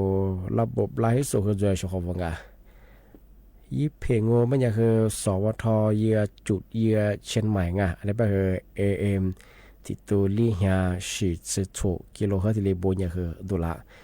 ที่แบบว่าเชื่อว่ามาว่ากดติดตามได้มาว่านี้ถ้าแบบมีที่เลยนี้ตั้งจ้ารายการพอดูแบบยี่ที่เลยแจ้งเตือนเยอะชัวร์ลิสุงงมันยังคือที่นี่มาคือนี่เวลาจ้ะนี่หัวตัวที่นี่มาในแง่มันยังโฉม花你和节目的话多，题目龙们讲你莫花你啥莫嘛和题你嘛和你花多，那题你花你和那年次，题你的题都也是花这么和我历史我不干过你们题你我本讲我历史一下你我历史爸爸和我和帕拉嘎是好不？你们题你们讲和。ลีหาหนีจือหนีนี่มีที่มาคือแฮปเปอร์นี่ยุโคหนีโตหนีจือโชโกอันนี้ชั่วโมงเป็นยาเจ้าโลพัตเตอร์สืบเตือนว่าคือนี่มีที่มาคือสืบเห็นยิงปีขวานี่มีที่มาแฮปเปอร์เหียยิงเป็นยาชั่วโมงยาคือเจ้าโลยี่สิบสี่มาเตอร์บลงให้เพื่อนพัตเตอร์เป็นยังไงปีว่าโนซาเตอร์กับซาเตอร์อย่างที่โซเตอร์อันโนเตอร์ที่ลงนี่มีพัตเตอร์เจ้าเป็นยังไงนี่มันคือแฮปเปอร์จาลาบุรงอธิบายยาวสมุนเป็นไม่คือเจ้าลูกพัตเตอร์ยังคือแฮปเปอร์เฮียนี่ยังคือมาเตอร์บุรงทำไมที่มาแต่ปีมาจะมาช่างงานชดงที่บ้านไทยบางไม่คือนี่มีที่มันโชฮะช่วง5 สิ่งที่นี่มานี่มีที่นี่ก็คือวันอาทิตย์นี่ที่นี่มาตัวนี่มีที่นี่ก็คือเชื่อว่าวัชระสุบคือสวกเคยยิ่งคือมันกว่าที่เลยยากอันนี้ก็คือน้อเชื่อว่าน้อยค่อยสร้างจะสวยวัชระสุคือมันกว่าแต่ที่เลยฝืนเป็นเด็กฝรั่งอะไรนี่จุดเจ้าชัวร์อันนี้ก็ทำงานที่เลยฝืนที่บ้านผมยังชอบว่าเฮือนนั่นแหละคือมาปีมาที่สุดท้ายจังแต่มาสักว่าใช้สิทธิ์ไทยช่วยไทยมั้งรัฐบาลช่วยซื้อลิซื้อแบบมั้งที่มาเฮือก็เราที่ปีมาว่าที่แจ้งเตือนยังก็คือที่กระตัวเฮือที่เบย์คือสู้มาซื้อสู้จัวว่ายี่สิบมาวันนี้ว่าสุงนึกว่าฟุตบอลยี่ป้าจอมที่ตัวแบบที่ตัวป้าจะมาถ่ายเย่ปลงนึกที่เลยพายงเป็นยังว่าข้าวไข่ชอบโกยมังว่าก็จะมาที่เลยดูเยอะเสียงทำไมกฎหมายชัวที่บุรังอันนี้กฎหมายชัวมาถ่ายเย่มาพายงเป็นยังขบสาวขบเลยชัวที่นี่ฟุตบอลโคจางฟุตบอลโคจางเป็นยังคือมีอย่างมันก็เป็นยังคือโชว์มือบาสเป้ชัวโคจ่าโคเบอที่ยังคือเจ้าของมันจะเชื่อรัฐบาลเขาเนี่ยอะไรสิลิชิที่ลิเกอเฮที่ลิมาว่าเกลน่าบุรุษที่บ้านมาก็ถ่ายมาก็ถัดชูจีสุดท้ายถ่ายจ้าสุดท้ายที่ลิพายไม่ยังสุพรรณเมืองเล่นบ้านมาจุฬาฟุตบอลติดตัวมังโน่นพายโคเบอสาวขบฟุตบอลโชว์มือบาสลีไว้ถึงไงชัวร์นี่ที่พายบุ้งบ่ยากกว่าโซกลุ่มมาเป็นยังไง ข้าวไข่ช็อกโกยังมาเงาะทีนี้ก็จะมาว่ากูไม่ถอดดีไปชิงไงอะไรไปเฮงัวเฮถึงมาทีนี้แจ้งตื่นอ่ะจะติดอาจจะติดกันว่ามาตัวมาเสพยังเฮอาทิตย์พยจังโง่เป็นยังไงสุภาพยามอะไรยังเฮมาจุฬาชวงาไทยเยงาอาทิตย์เป็นยังวุ้ยสี่อยู่สูงเป็นยังไงเนี่ยโฉมโมควายยิงอ่ะมือขาสติมุสติลีอยู่เป้งอ่ะทีนี้มาเฮหนีเฮียบ่ามันก็กวยเจ็บบุรงอ่ะอาทิตย์เป็นยังชวงาแบบตื้อบางก็ไม่กว่าวุ้ยแอดกระเป๋าตาควายยิงตื้อจอบังอ่ะโนอามีใจอยู่ใช่ป่ะคืองอกุลิตื้องานก็คือถึงยังมาคือหนีเฮียบ่ามันก็กวยเจ็บไปชวงาอาทิตย์ยังคือผู้บ่าวเอารัฐบาลเขายังกำมาไงที่ว่ามาที่ตัวอาบาลีมากะอาบาลีมาก็ไม่อยากถือโชหาความยีกูหาสเปชความว่างอันนี้เป็นเรื่องมาผู้บ่าเบียว่าอาบาถึงมาที่ตัวเพราะว่าเป็นเรื่องโนอยู่มากูเป็นเรื่องสาเหตุลิเหตุที่เดียวอาบาติมาความยีอยู่เป็นเรื่องอยู่บนนางยาอาบาถึงมาเกิดเป็นโนเลี้ยอาบาถึงมาซาอยู่กูรู้จักที่ตัวว่างอันนี้เป็นแต่กระโดดยาวสุดมาเสือมาตัวเป็นว่าอยู่กูเป็นอาบาติมาใจอยู่นะฮะเป็นใบแจสุดดวงกับมาเสือชของมาที่นี่ใบจังมันยังคืถ่ายเยงถ่ายเยมันเอาวัดจำมาหน้าวอาบัติมาที่ตัวพักกลาเบอร์นูอันนี้ยังคืออาบัติมาคนนี้อยู่กุลิจิบะชิงไงนึกอยู่มันก็เบอร์อาบัติมาใจมาคือยังมันน่าชของไม่ยากคืออาบัติมันไม่สัตย์เล็กหลังอาบัติคือพาวันละเป็นอาบัติคนนั้นคือนัวมีชิแฉงอาชีอยู่ตัวอาชีวุฒิคือวูชของแต่มาคือจิตตุบังอาบัติมาที่เล็กอาทิตย์เป็นยังชงงนั่นคือหมกว่าแต่ว่ากันนางนี่มีแบบเอาเมียนี่แบบเอาวันอยู่ยังคือนี่กว่าจะโซชิจะโซจวงอาทิตย์ยังว่าชงงคือหมกว่าแต่ฝรั่งแบบคือแต่คนแรกนั่นยังชงงอาทิตย์หมกว่านั่นกันยังสปว่าแต่ว่าชุดละง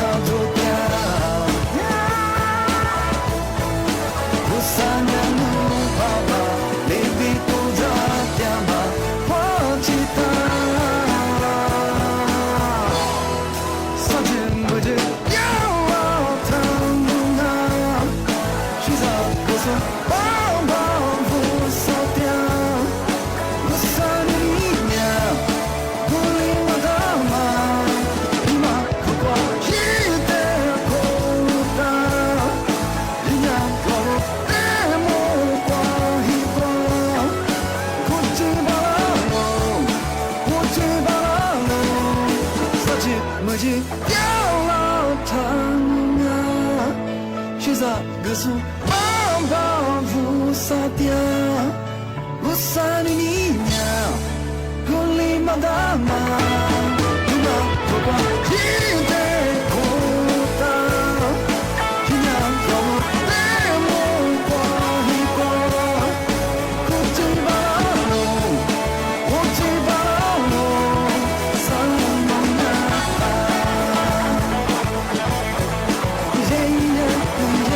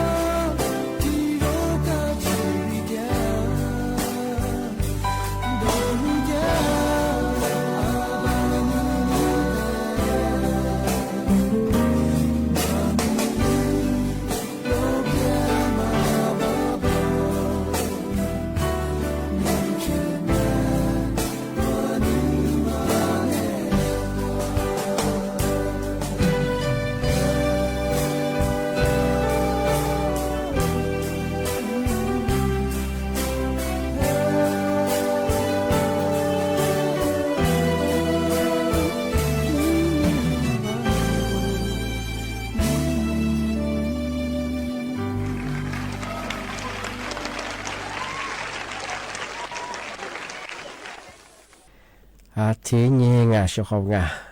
งัวเฮที่เสียมาปีมาที่สตาเจนชะ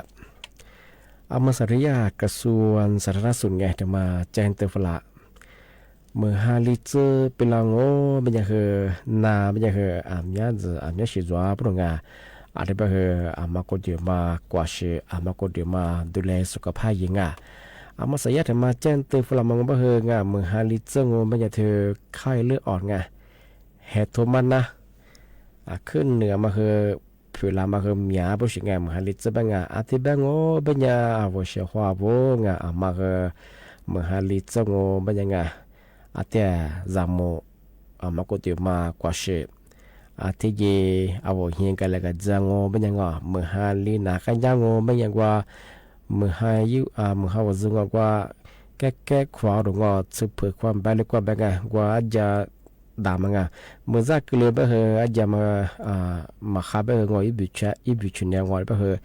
เหตุบ่เฮลานี่เฮฟุก็มังอีจามยาเปิดละบ่เฮงเอาบ่เฮียงกันเลยก็จะเฮ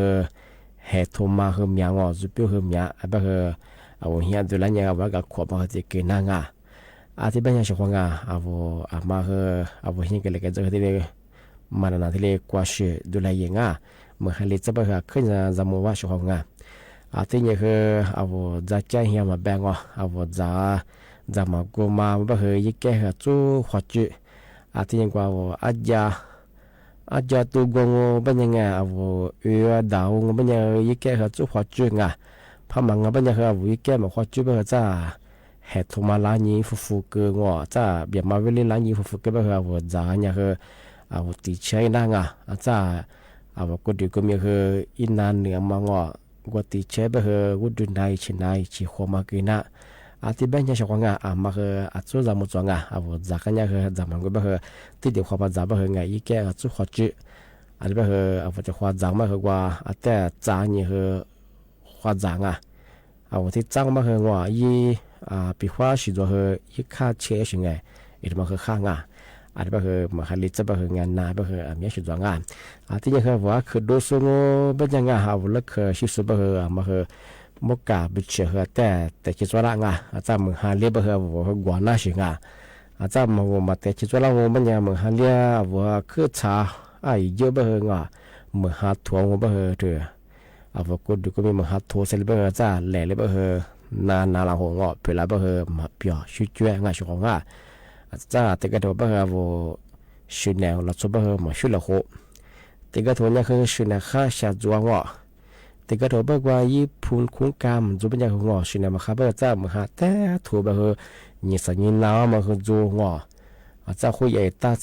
กิเลมาคือจัวชิงไงที่นี่คือเป็นวันยังคือมีมาคือกูเดี๋ยวมาจำมุชของเอาโลชิสุดที่ลงเอาโลชิบะคือมือหามาทุบแบงกว่าคือ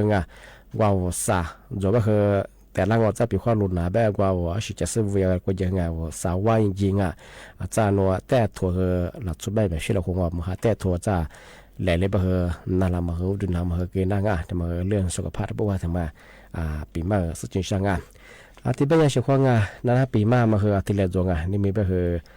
น่ายินดีบ้างวันหยุดบ่เฮเอาชาวบ้านเฮมกว่าที่เล่เงินนาที่เล่ผู้เที่ยวอะไรบ่เฮจะที่มุล你莫花你和沙漠แต่花多我来个里送呀，不过这的话莫来花我是花的呢他วิทยุนาจะโซไลฟ์สวัสดีสุดละคือบุมง花สวัสดีครับ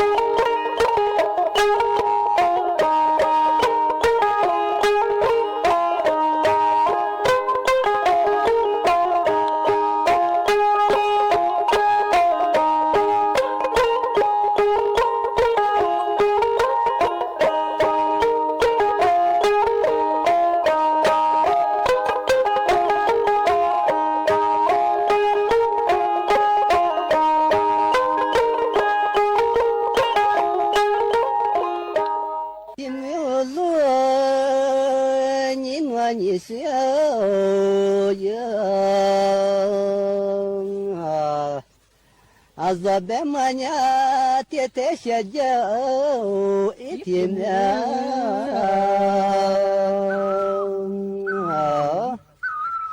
hamela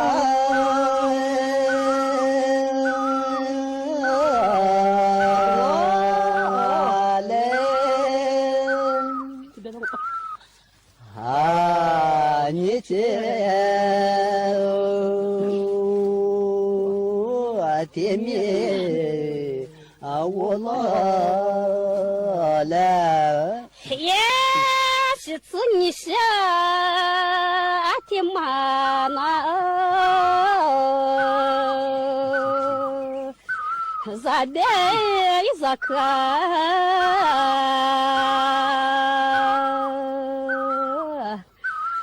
走吧。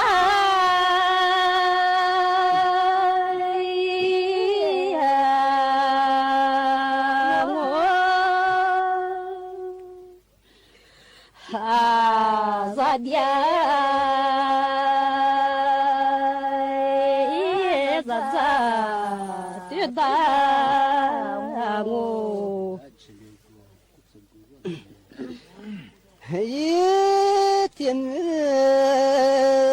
是也阿弥你小子啊，就这个天天是一就这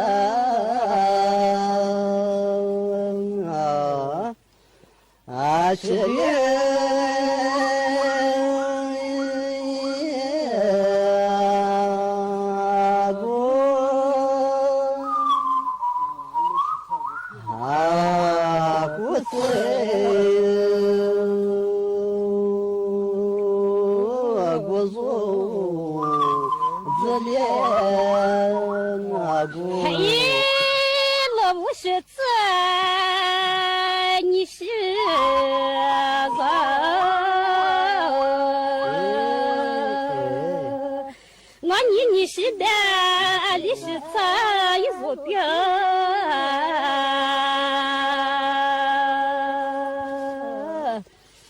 马错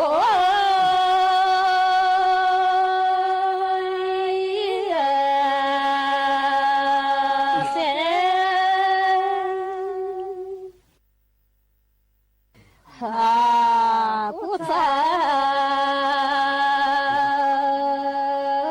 是我妈妈噻，一天我被马达几件你小子啊，马鞍那你是马莫一撒家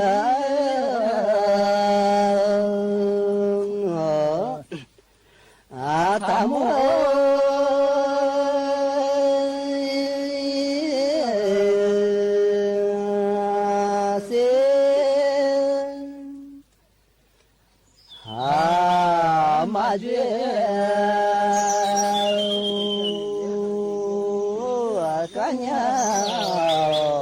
他这啊是，他不嘛子，你是啥？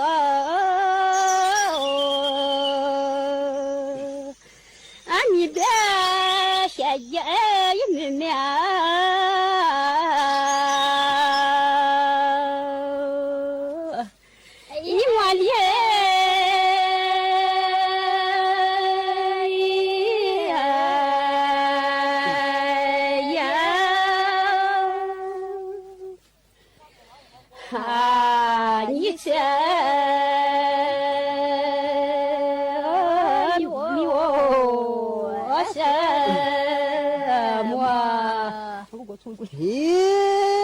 呵，若被马达几件你是说啊，这次我听的一提早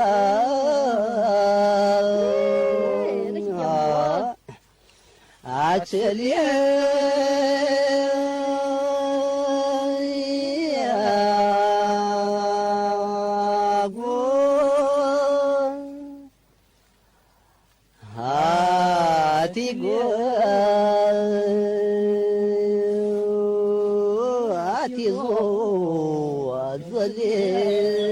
阿姑。嘿，我不是这别一时走，日子爸爸一个字。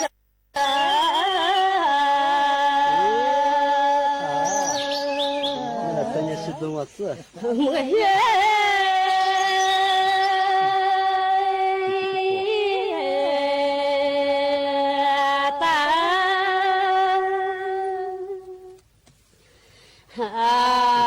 妈妈的我没得他，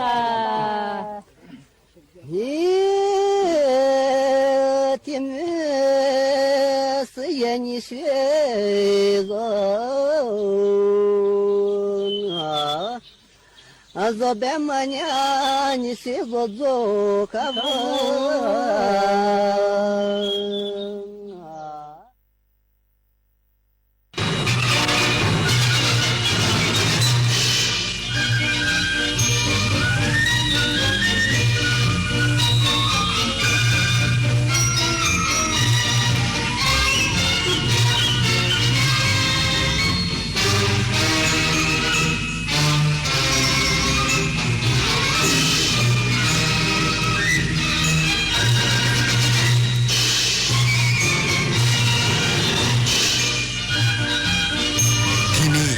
สถานีวิทยุกระจายเสียงแห่งประเทศไทยต่อไปเสนอข่าวซึ่งมีหัวข้อข่าวดังนี้นายกรัฐมนตรีเปิดโครงการมหกรรมผ้าไหมไหมไทยสู่เส้นทางโลกชูปี 2569 เป็นปีทองผ้าไทยต่อยอดเศรษฐกิจสร้างสรรค์และวัฒนธรรมไทยนายกรัฐมนตรีเตรียมเยือนสาธารณรัฐสังคมนิยมเวียดนามอย่างเป็นทางการและร่วมประชุมอาเซียนฟิวเจอร์ฟอรัม 2026 ระหว่างวันพรุ่งนี้ถึง 9 มิถุนายน 2569 ยูเครนส่งโดรนกว่า 100 ลำโจมตีเป้าหมายในหลายพื้นที่ของรัสเซียหลังผู้นำรัสเซียปฏิเสธที่จะเจรจาสันติภาพโดยตรงกับผู้นำยูเครนวอลเลย์บอลหญิงทีมชาติไทยแพ้เบลเยียม 2-3 เซตในศึกวอลเลย์บอลหญิงเนชั่นลีก 2026 ต่อไปเป็นรายละเอียดของข่าวนายกรัฐมนตรีเปิดโครงการมหกรรมผ้าไหมไหมไทยสู่เส้นทางโลกชูปี 2569 เป็นปีทองผ้าไทยผ้าไหมไทยสู่เวทีโลกต่อยอดเศรษฐกิจสร้างสรรค์และวัฒนธรรมไทยนายอนุทิน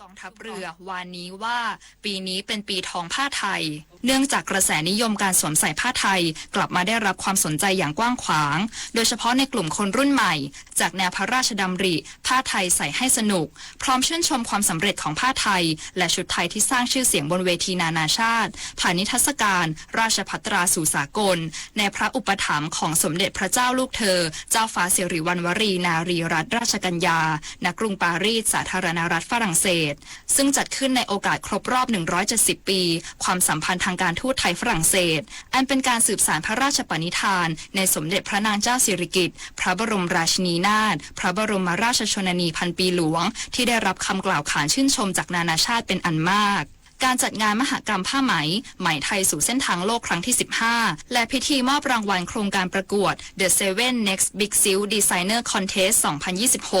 ซึ่งจัดขึ้นเพื่อเฉลิมพระเกียรติสมเด็จพระนางเจ้าสุธิดาพัชรสุธาภิมลลักษณ์พระบรมราชินีเนื่องในโอกาสทรงเจริญพระชนมพรรษา 48 พรรษา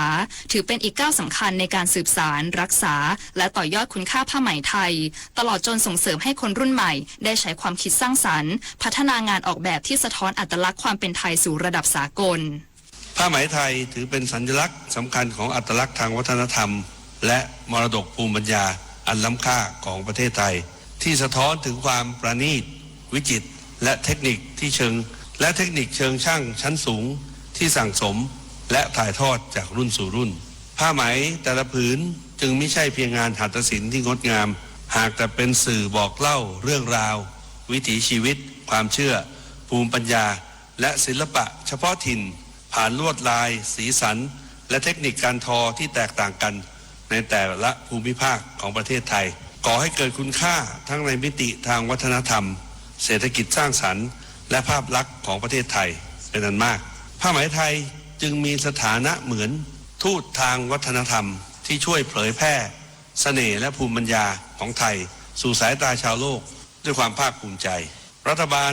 ให้ความสำคัญกับการส่งเสริมอุตสาหกรรมผ้าไหมไทยในทุกมิติ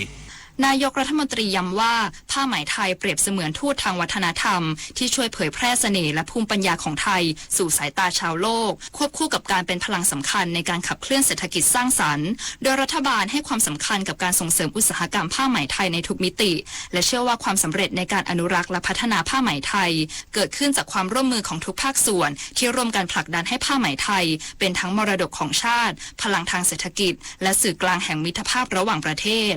ปุริมปัสโสภาภาครายงานนายกรัฐมนตรีเตรียมเยือนสาธารณรัฐสังคมนิยมเวียดนามอย่างเป็นทางการและร่วมประชุมอาเซียนฟิวเจอร์ฟอรัม 2026 ระหว่างวันพรุ่งนี้ถึงวันที่ 9 มิถุนายน 2569 เพื่อความร่วมมือและการเป็นหุ้นส่วนเชิงยุทธศาสตร์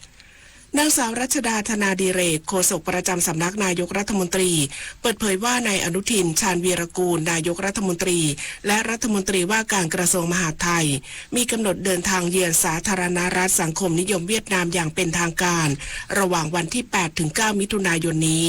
เพื่อเข้าร่วมการประชุมอาเซียนฟิวเจอร์ฟอรัม 2026 ซึ่งเป็นเวทีที่เวียดนามริเริ่มจัดขึ้นและยังเป็นพื้นที่สำหรับการหารือเชิงยุทธศาสตร์เกี่ยวกับทิศทางการพัฒนาและอนาคตของอาเซียนการเปิดโอกาสให้ผู้นำประเทศผู้กำหนดนโยบายภาคธุรกิจและนักวิชาการได้แลกเปลี่ยนมุมมองร่วมกันเพื่อร่วมกันขับเคลื่อนอาเซียนในภาพรวมนอกจากนี้นายกรัฐมนตรีจะมีโอกาสพบปะกับภาคธุรกิจและผู้ประกอบการเพื่อหารือแนวทางความร่วมมือทางเศรษฐกิจรวมถึงการแลกเปลี่ยนมุมมองในการขับเคลื่อนความร่วมมือในกรอบอาเซียนร่วมกันโดยมีเป้าหมายในการยกระดับความสัมพันธ์จากคู่แข่งไปสู่การเป็นหุ้นส่วนเชิงยุทธศาสตร์กระทรวงเกษตรและสหกรณ์เร่งแก้ปัญหาส่งออกกุ้งหลังมาเลเซียเลื่อนการเจรจาและควบคุมการนำเข้าชั่วคราวออกไปอย่างไม่มีกำหนดนายสุริยะจึงรุ่งเรืองกิจรัฐมนตรีว่าการกระทรวงเกษตรและสหกรณ์เปิดเผยถึงความคืบหน้าการแก้ไขปัญหาการส่งออกกุ้งไทยไปยังมาเลเซียหลังมาเลเซียประกาศควบคุมการนำเข้ากุ้งไทย5สายพันธุ์เป็นการชั่วคราวว่ากระทรวงเกษตรและสหกรณ์ได้ประสานให้มีการเปิดโต๊ะเจรจากับทางการมาเลเซียเพื่อหาข้อยุติร่วมกันหลังจากที่ฝ่ายมาเลเซียมีข้อซักถามเกี่ยวกับมาตรการด้านสุขอนามัยของกุ้งไทยกรมประมงส่งคำชี้แจงไปยังฝ่ายมาเลเซียครบถ้วนแล้วและยังได้มอบหมายให้กรมประมงทบทวนมาตรการตรวจและปล่อยปลากระพงนำเข้าจากมาเลเซียเช่นกันอย่างไรก็ตามกระทรวงเกษตรและสหกรณ์พร้อมดำเนินการหาทางออกปัญหาดังกล่าวร่วมกับฝ่ายมาเลเซียเพื่อให้เกิดความพึงพอใจได้ประโยชน์ร่วมกันทั้งสองประเทศและพร้อมทำหนังสือถึงรัฐมนตรีว่าการกระทรวงเกษตรของมาเลเซียเพื่อยกระดับการเจรจาไปสู่ระดับรัฐมนตรีที่จะเป็นการลดข้อจำกัดและปัญหาต่อไปผมคิดว่าการที่เราทั้งสองประเทศเนี่ยมีการตอบโต้กันไปมามันไม่มีประโยชน์กับทั้งสองฝ่ายใช่ไหมครับเพราะฉะนั้นเนี่ยเราต้องมาคุยกันเพื่อสร้างวินวินนะครับเพื่อถ้าเราส่งสัญญาณไปอย่างนี้กับทางมาเลเซียว่าเรายินดีมาพูดคุยกันเพื่อจะแก้ปัญหาที่มันเกิดขึ้นมาช้ายาวนานเนี่ยให้มันจบลงให้ได้ผมคิดถ้าเราทำตรงนี้ได้มันก็เป็นประโยชน์ทั้งสองฝ่ายนะครับมันไม่ใช่การค้าว่าจะต้องฝ่ายหนึ่งเสียแล้วฝ่ายหนึ่งต้องได้มันไม่ใช่ซีโร่ซัมเกมนะครับเพราะฉะนั้นผมเชื่อว่าเรื่องนี้มันจะเป็นประโยชน์ทั้งสองฝ่ายล่าสุดทางการมาเลเซียขอเลื่อนการเจรจากับไทยออกไปอย่างไม่มีกำหนดจากเดิมกำหนดไว้ในวันพรุ่งนี้ด้านนายวัชรพลขาวขำรัฐมนตรีช่วยว่าการกระทรวงเกษตรและสหกรณ์กล่าวว่ากระทรวงเกษตรและสหกรณ์รับทราบความเดือดร้อนของเกษตรกรผู้เลี้ยงกุ้งที่ขณะนี้ประสบปัญหาเรื่องต้นทุนการผลิตที่สูงขึ้นผลผลิตล้นตลาดและราคากุ้งตกต่ำกระทรวงเกษตรและสหกรณ์จะร่วมกับหน่วยงานที่เกี่ยวข้องหามาตรการช่วยเหลือเกษตรกรเพิ่มเติมคาดว่าจะเห็นความชัดเจนในสัปดาห์หน้า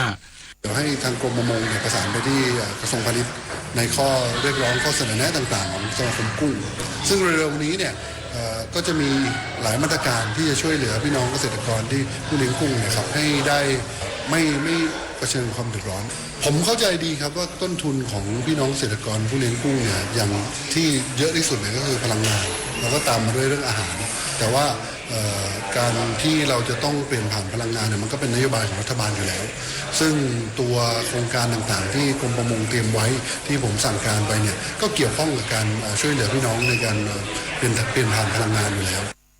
อย่างไรก็ตามชมรมผู้เลี้ยงกุ้งทั่วประเทศจะเข้ายื่นหนังสือถึงอธิบดีกรมประมงและกระทรวงพาณิชย์เพื่อเรียกร้องให้เร่งช่วยเหลือเกษตรกรผู้เลี้ยงกุ้งส่วนภาพรวมผลผลิตกุ้งไทยในปัจจุบันมีปริมาณกว่า 250,000 ตันต่อปีบริโภคภายในประเทศกว่า 100,000 ตันต่อปีส่งออกไปสหรัฐอเมริกา 50,000 ตันต่อปีและมาเลเซีย 10,000 ตันต่อปีคิดเป็น5%ของปริมาณทั้งหมดซึ่งปัญหาที่เกษตรกรกำลังประสบอยู่ในขณะนี้คือผลผลิตส่วนเกินอีก 50,000 ตันที่เป็นปัจจัยสำคัญในการฉุดราคากุ้งทั้งระบบให้ตกต่ำจึงขอให้รัฐบาลเร่งแก้ไขปัญหาโดยเร็วศักดิ์สิทธิ์ประดับศิลป์รายงานรัฐมนตรีว่าการกระทรวงอุตสาหกรรมสั่งทีมท็อปกันเข้าตรวจยึดเครื่องใช้ไฟฟ้าไม่ได้มาตรฐานมูลค่ากว่า4 ล้านบาทย้ำไม่ให้ไทยเป็นแหล่งระบายสินค้าคุณภาพต่ำและจะดำเนินคดีกับผู้กระทำอย่างถึงที่สุดนายวราวุฒิศิลปะอาชารัฐมนตรีว่าการกระทรวงอุตสาหกรรมกล่าวว่าได้มอบหมายให้ทีมท็อปกันนำโดยพลเอกนักรบบุญบัวทองร่วมกับสำนักงานมาตรฐานผลิตภัณฑ์อุตสาหกรรมหรือสมอ.เข้าตรวจสอบคลังสินค้าขนาดใหญ่ในอำเภอกระทุ่มแบนจังหวัดสมุทรสาครหลังพบการแอบอ้างใช้ใบอนุญาตมอก.ของผู้ประกอบการรายอื่นเพื่อนำเข้าสินค้าควบคุมมาจำหน่ายโดยผลการตรวจสอบพบเครื่องใช้ไฟฟ้าและอุปกรณ์ไฟฟ้าที่ไม่แสดงเครื่องหมายมอก.และแสดงเครื่องหมายมอก.โดยไม่ได้รับอนุญาตรวม 33,383 ชิ้นรวมมูลค่ากว่า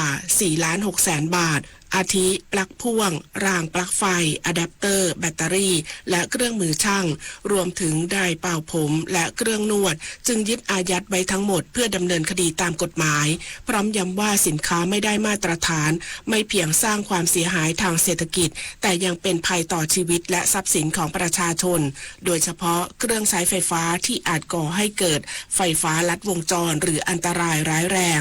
รัฐบาลจะไม่ปล่อยให้ไทยเป็นแหล่งระบายสินค้าคุณภาพต่ำและได้สั่งการให้ทีมท็อปกันเดินหน้าปราบปรามอย่างเข้มงวดเพื่อคุ้มครองความปลอดภัยของผู้บริโภคและดำเนินคดีกับผู้กระทำผิดอย่างถึงที่สุดกรมชลประทานกำชับโครงการชลประทานทั่วประเทศบริหารจัดการน้ำและปรับแผนการระบายน้ำให้สอดคล้องกับสถานการณ์เพื่อรับมือฤดูฝนและผลกระทบจากปรากฏการณ์เอลนีโยอ่อนถึงรุนแรงที่ไปจนถึงเดือนสิงหาคม 2570นายสุริยพล นุชอนงอธิบดีกรมชลประทานกล่าวว่าศูนย์ปฏิบัติการน้ำอัจฉริยะกรมชลประทานได้ติดตามสภาพอากาศและสถานการณ์น้ำช่วงฤดูฝนอย่างใกล้ชิดเพื่อนำข้อมูลที่เกี่ยวข้องมาบูรณาการวิเคราะห์วางแผนการบริหารจัดการน้ำให้สอดคล้องกับสถานการณ์พร้อมพิจารณาปรับแผนการระบายน้ำให้อยู่ในเกณฑ์ที่เหมาะสม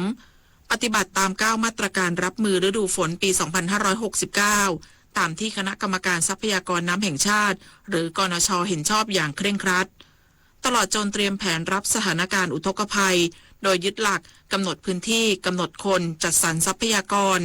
ที่คาดการพื้นที่เสี่ยงน้ำท่วมซ้ำซากกำหนดผู้รับผิดชอบในพื้นที่เสี่ยงที่ได้รับผลกระทบและประสานงานกับหน่วยงานในพื้นที่มีการจัดสรรทรัพยากรเช่นเครื่องสูบน้ำเครื่องจักรเครื่องมือต่างๆที่กระจายครอบคลุมในทุกพื้นที่เสี่ยงเพื่อให้สามารถเข้าช่วยเหลือประชาชนได้อย่างทันท่วงทีทั้งนี้กรมอุตุนิยมวิทยาได้คาดการณ์ปรากฏการณ์เอนโซประเทศไทยจะเข้าสู่ปรากฏการณ์เอลนีโยอ่อนและจะพัฒนากลายเป็นเอลนีโยรุนแรงต่อเนื่องจนถึงเดือนสิงหาคม 2570 อาจส่งผลให้ฤดูฝนสิ้นสุดเร็วกว่าปกติและเกิดฝนทิ้งช่วงยาวนานขึ้นปริมาณฝนโดยรวมอาจต่ำกว่าค่าปกติขณะที่กรมชลประทานกำชับโครงการชลประทานทั่วประเทศเฝ้าระวังและติดตามสถานการณ์น้ำอย่างใกล้ชิดบริหารจัดการน้ำให้สอดคล้องกับสถานการณ์โดยคำนึงถึงผลกระทบต่อประชาชนเป็นหลัก เนื่องจากรัฐบาลได้เน้นย้ำให้กรมชลประทานดำเนินงานเชิงรุกทั้งด้านการป้องกันและบรรเทาผลกระทบจากอุทกภัยและภัยแล้งควบคู่กับการบริหารจัดการน้ำเพื่อสนับสนุนภาคการเกษตรและการอุปโภคบริโภคให้เพียงพอในทุกพื้นที่โดยเฉพาะการเร่งรัดการพัฒนาแหล่งน้ำการเพิ่มประสิทธิภาพระบบระบายน้ำการกำจัดสิ่งกีดขวางทางน้ำและการเฝ้าระวังพื้นที่เสี่ยงอย่างใกล้ชิดเพื่อลดผลกระทบต่อประชาชนให้ได้มากที่สุดปิยาพันธ์ยังเทียนรายงานต่อจากนี้ไปขอเชิญรับฟังเสียงจากใจไทยคู่ฟ้ารัฐบาลเดินหน้านำ AI มาช่วยผู้ประกอบการรายย่อยเปิดตัวนกกระซิบผู้ช่วยอัจฉริยะบนแอปถุงเงินเริ่มใช้งานแล้วตั้งแต่วันที่ 1 มิถุนายนนี้สำหรับร้านค้าที่เข้าร่วมโครงการไทยช่วยไทย plus 60-40 นกกระซิบช่วยตอบคำถามเกี่ยวกับโครงการและใช้งานแอปได้ทันทีพร้อมช่วยวิเคราะห์ยอดขายสรุปช่วงเวลาที่ขายดีที่สุดเช็คราคากลางวัตถุดิบรายวันจากกรมการค้าภายในและช่วยคำนวณต้นทุนกำไรเบื้องต้นเพื่อให้ร้านค้าบริหารธุรกิจได้ง่ายขึ้นลดต้นทุนเพิ่มรายได้และแข่งขันได้ดีขึ้นในยุคดิจิทัลค่ะสื่อสารภารกิจรัฐบาลกับลลิดาพระดุฒนารองโฆษกประจำสำนักนายกรัฐมนตรีอกแม่พระธรณีจะหวั่นไหวดวงใจไทยทุกดวงสถานสั่งพระแม่เสด็จสู่ฟ้าอาดูลพลันสุดจะกลั้นน้ำตานองน้ำตาพระผู้เสด็จสู่สวรรคาลัยน้อมสำนึกในพระมหากรุณาธิคุณเป็นล้นพ้นอันหาที่สุดมิได้ข้าพระพุทธเจ้าคณะผู้บริหารข้าราชการและเจ้าหน้าที่สถานีวิทยุกระจายเสียงแห่งประเทศไทยกรมประชาสัมพันธ์อาเซียนของเราก้าวไกลกว่าที่เคยจากการค้าการท่องเที่ยวเทคโนโลยีสู่ความร่วมมือของผู้คนทั้งภูมิภาคประเทศไทยพร้อมเดินหน้าเชื่อมโยงเศรษฐกิจวัฒนธรรมและมิตรภาพกับประเทศสมาชิกอาเซียนอย่างสร้างสรรค์เพราะอาเซียนไม่ใช่แค่เพื่อนบ้านแต่คือพลังแห่งอนาคตร่วมกันร่วมเรียนรู้พัฒนาและเติบโตไปด้วยกันในประชาคมอาเซียนขณะนี้เวลา 7:15 นาที ต่อไปติดตามรับฟังข่าวต่างประเทศครับทางการรัสเซียออกแถลงการที่ระบุว่ายูเครนส่งอากาศยานไร้คนขับหรือโดรนมากกว่า100ลำโจมตีเป้าหมายในหลายพื้นที่ของรัสเซียรวมถึงนครเซนต์ปีเตอร์สเบิร์กซึ่งเป็นสถานที่จัดการประชุมเศรษฐกิจนานาชาติที่มีชื่อเซนต์ปีเตอร์สเบิร์กอินเตอร์เนชั่นแนลอีโคโนมิกฟอรัมเมื่อช่วงเช้าของวันที่ 6 มิถุนายนที่ผ่านมาตามเวลาท้องถิ่นทำให้มีผู้เสียชีวิตอย่างน้อย1 รายและส่งผลให้คลังเก็บน้ำมันแห่งหนึ่งได้รับความเสียหายจากการโจมตีดังกล่าวขณะที่ประธานาธิบดีโวโลดิเมียร์เซเลนสกี้ผู้นำยูเครนเปิดเผยว่าการโจมตีรัสเซียของกองกำลังยูเครนในครั้งนี้ถือเป็นการตอบโต้ที่รัสเซียรุกรานยูเครนเหตุการณ์ดังกล่าวเกิดขึ้นหลังประธานาธิบดีวลาดิเมียร์ปูตินผู้นำรัสเซียปฏิเสธข้อเสนอของประธานาธิบดีเซเลนสกี้ที่ให้มีการเจรจาสันติภาพโดยตรงเพื่อยุติสงครามระหว่างรัสเซียกับยูเครนซึ่งปะทุขึ้นตั้งแต่เดือนกุมภาพันธ์ปี 2565กระทรวงการต่างประเทศอิหร่านออกแถลงการประณามอย่างรุนแรงต่อกรณีที่กองทัพสหรัฐเปิดปฏิบัติการโจมตีสถานีเรดาร์ตรวจการหลายแห่งบนเกาะเกสและเมืองโกรุกทางตอนใต้ของอิหร่านเมื่อวันที่ 5 มิถุนายนที่ผ่านมาพร้อมเน้นย้ำว่าการโจมตีในครั้งนี้แสดงให้เห็นว่าสหรัฐเป็นฝ่ายที่กระทำการละเมิดข้อตกลงหยุดยิงกับอิหร่านซึ่งมีผลบังคับใช้ตั้งแต่วันที่ 8 เมษายนที่ผ่านมาอย่างจงแจ้งและรัฐบาลอิหร่านจะดำเนินการทุกวิถีทางเพื่อปกป้องอธิปไตยความมั่นคงและผลประโยชน์ของประเทศทั้งนี้ความขัดแย้งระหว่างสหรัฐกับอิหร่านทวีความรุนแรงขึ้นหลังจากกองกำลังพิทักษ์การปฏิวัติอิหร่านเปิดฉากโจมตีฐานทัพสหรัฐในภูมิภาคตะวันออกกลางเมื่อวันเสาร์ที่ผ่านมาเพื่อตอบโต้ที่สหรัฐโจมตีเป้าหมายในดินแดนอิหร่านองค์การอนามัยโลกหรือ WHO ออกแถลงการเมื่อวันเสาร์ที่ผ่านมาที่ระบุว่ายอดผู้ติดเชื้อไวรัสอีโบลาสายพันธุ์บันดิบูเกียวในสาธารณรัฐประชาธิปไตยคองโกหรือ DR คองโกและยูกันดาที่ได้รับการยืนยันเพิ่มขึ้นเป็นอย่างน้อย471รายในจำนวนนี้เสียชีวิต84รายขณะที่หน่วยงานด้านสาธารณสุขของเยอรมนีเปิดเผยว่าชายชาวอเมริกันวัย39ปีที่เป็นผู้ติดเชื้อไวรัสอีโบลาในประเทศ DR คองโกได้รับการ ลอนุญาตให้ออกจากโรงพยาบาลแห่งหนึ่งในกรุงเบอร์ลินของเยอรมนีแล้วเมื่อวานนี้หลังจากที่เขารับการรักษาเป็นเวลา17วันและฟื้นตัวจากโรคดังกล่าวด้านศูนย์ควบคุมและป้องกันโรคแห่งชาติของสหรัฐอเมริกาเตือนว่าหากไม่มีการใช้มาตรการสาธารณสุขที่เข้มงวดอาจส่งผลให้การระบาดของเชื้อไวรัสอีโบลาในDRคองโกและยูกันดาที่เริ่มขึ้นตั้งแต่วันที่15พฤษภาคมที่ผ่านมาทวีความรุนแรงขึ้นจนเทียบเท่ากับการระบาดเชื้อไวรัสอีโบลาครั้งใหญ่ในภูมิภาคแอฟริกาตะวันตกเมื่อปี2557ซึ่งมีผู้ติดเชื้อมากกว่า 28,000 รายและมีผู้เสียชีวิตราว 11,000 รายต่อไปรับฟังข่าวกีฬาค่ะการแข่งขันวอลเลย์บอลหญิงเนชั่นลีก 2026 สนามแรกที่เมืองหนานจิงสาธารณรัฐประชาชนจีนนัดที่ 3 ทีมชาติไทยแพ้ทีมชาติเบลเยียม 2-3 เซต 25-20 25-22 23-25 22-25 และ 14-16 ทำให้สาวไทยยังไม่ชนะใครจาก3นัดแรกมี2คะแนนรั้งอันดับ16ของตารางสำหรับโปรแกรมของทัพลูกยางสาวไทยในวันนี้จะลงสนามพบกับสาธารณรัฐเช็กในเวลา 10:30 นาทีถ่ายทอดสดทางโมโนแม็กแบดมินตันเวิลด์ทัวร์ซุปเปอร์ 1,000 อินโดนีเซียโอเพ่นชายเดี่ยวรอบรองชนะเลิศอิกคิวคาริจพลธีระรัศกุลมือ22ของโลกพยายามสู้อย่างเต็มที่แต่ต้านความแข็งแกร่งของนาธานคริสตี้นักแบดมินตันมือ5ของโลกชาวอินโดนีเซียไม่ไหวแพ้ไป1-2 เกม 21-16 10-21 และ 12-21 หยุดเส้นทางไว้ที่รอบนี้การแข่งขันจักรยานหนูน้อยขาไถชิงแชมป์เอเชียเอเชียนบาลานซ์ไบค์ 2026 ระหว่างวันที่ 6-7 มิถุนายนที่ไอซ์แลนด์ฮอลล์ชั้น 3 ศูนย์การค้าแฟชั่นไอซ์แลนด์นายแพทย์ไพโรจน์เสาน่วมรองผู้จัดการกองทุนสนับสนุนการสร้างเสริมสุขภาพหรือสสส.เป็นประธานในพิธีเปิดโดยผลรุ่นใหญ่รุ่นอายุ 4 ปีชายที่ 1 เป็นของเด็กชายกรกรธนพรมงคลคว้าแชมป์เอเชียไปครองขณะที่รุ่นอายุ 4 ปีหญิงที่ 1 ได้แก่เด็กหญิงยานิสมจิตวรีคว้าแชมป์เอเชียได้สำเร็จศึกเทนนิสแกรนด์สแลมเฟรนช์โอเพ่นที่สนามโรรองการโรสกรุงปารีสประเทศฝรั่งเศสชายเดี่ยวรอบรองชนะเลิศอเล็กซานเดอร์ซาเวเลฟมือวางอันดับ2ของรายการจากเยอรมันเอาชนะยาคุปแมนซิกมือ26จากสาธารณรัฐเช็ก3-1 เซต 7-5 6-2 3-6 และ 6-3 ผ่านเข้าไปลุ้นแชมป์แกรนด์สแลมรายการแรกของตัวเองกับฟลาวิโอโคบาลีมือ10ของรายการจากอิตาลีต่อไปเลนนาร์ดคาวเพลย์เมเกอร์วัย18 ปีของไบเยิร์นมิวนิกได้รับอาการบาดเจ็บกล้ามเนื้อต้นขาขวาฉีกระหว่างซ้อมทำให้ทีมชาติเยอรมันเรียกตัวอาซานเวราโอโกกองกลางดาวรุ่งวัย20 ปีของแอร์แบร์ไลฟ์ซิกเข้ามาแทนเพื่อลุยศึกฟุตบอลโลก 2026 ที่สหรัฐอเมริกาแคนาดาและเม็กซิโกเป็นเจ้าภาพร่วมสำหรับทัพอินซีเล็กอยู่ในกลุ่ม E ร่วมกับกูราเซาโกตดิวัวและเอกวาดอร์ปุริมพัฒน์สอนการรายงานต่อไปรับฟังพยากรณ์อากาศค่ะพยากรณ์อากาศ24ชั่วโมงข้างหน้าภาคตะวันออกภาคใต้ฝั่งตะวันตกและภาคกลางมีฝนตกหนักบางแห่ง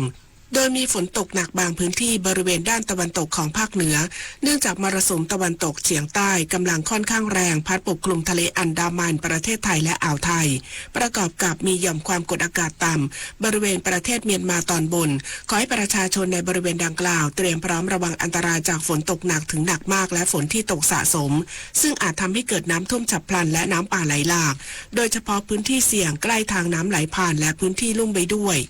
สำหรับคลื่นลมบริเวณทะเลอันดามันตอนบนมีกำลังค่อนข้างแรงโดยมีคลื่นสูง 2-3 เมตรบริเวณที่มีฝนฟ้าคะนองคลื่นสูงมากกว่า3 เมตรขอให้ชาวเรือบริเวณทะเลอันดามันและอ่าวไทยเดินเรือด้วยความระมัดระวังและหลีกเลี่ยงการเดินเรือในบริเวณที่มีฝนฟ้าคะนองส่วนเรือเล็กบริเวณทะเลอันดามันตอนบนควรงดออกจากฝั่งในระยะนี้ไว้ด้วย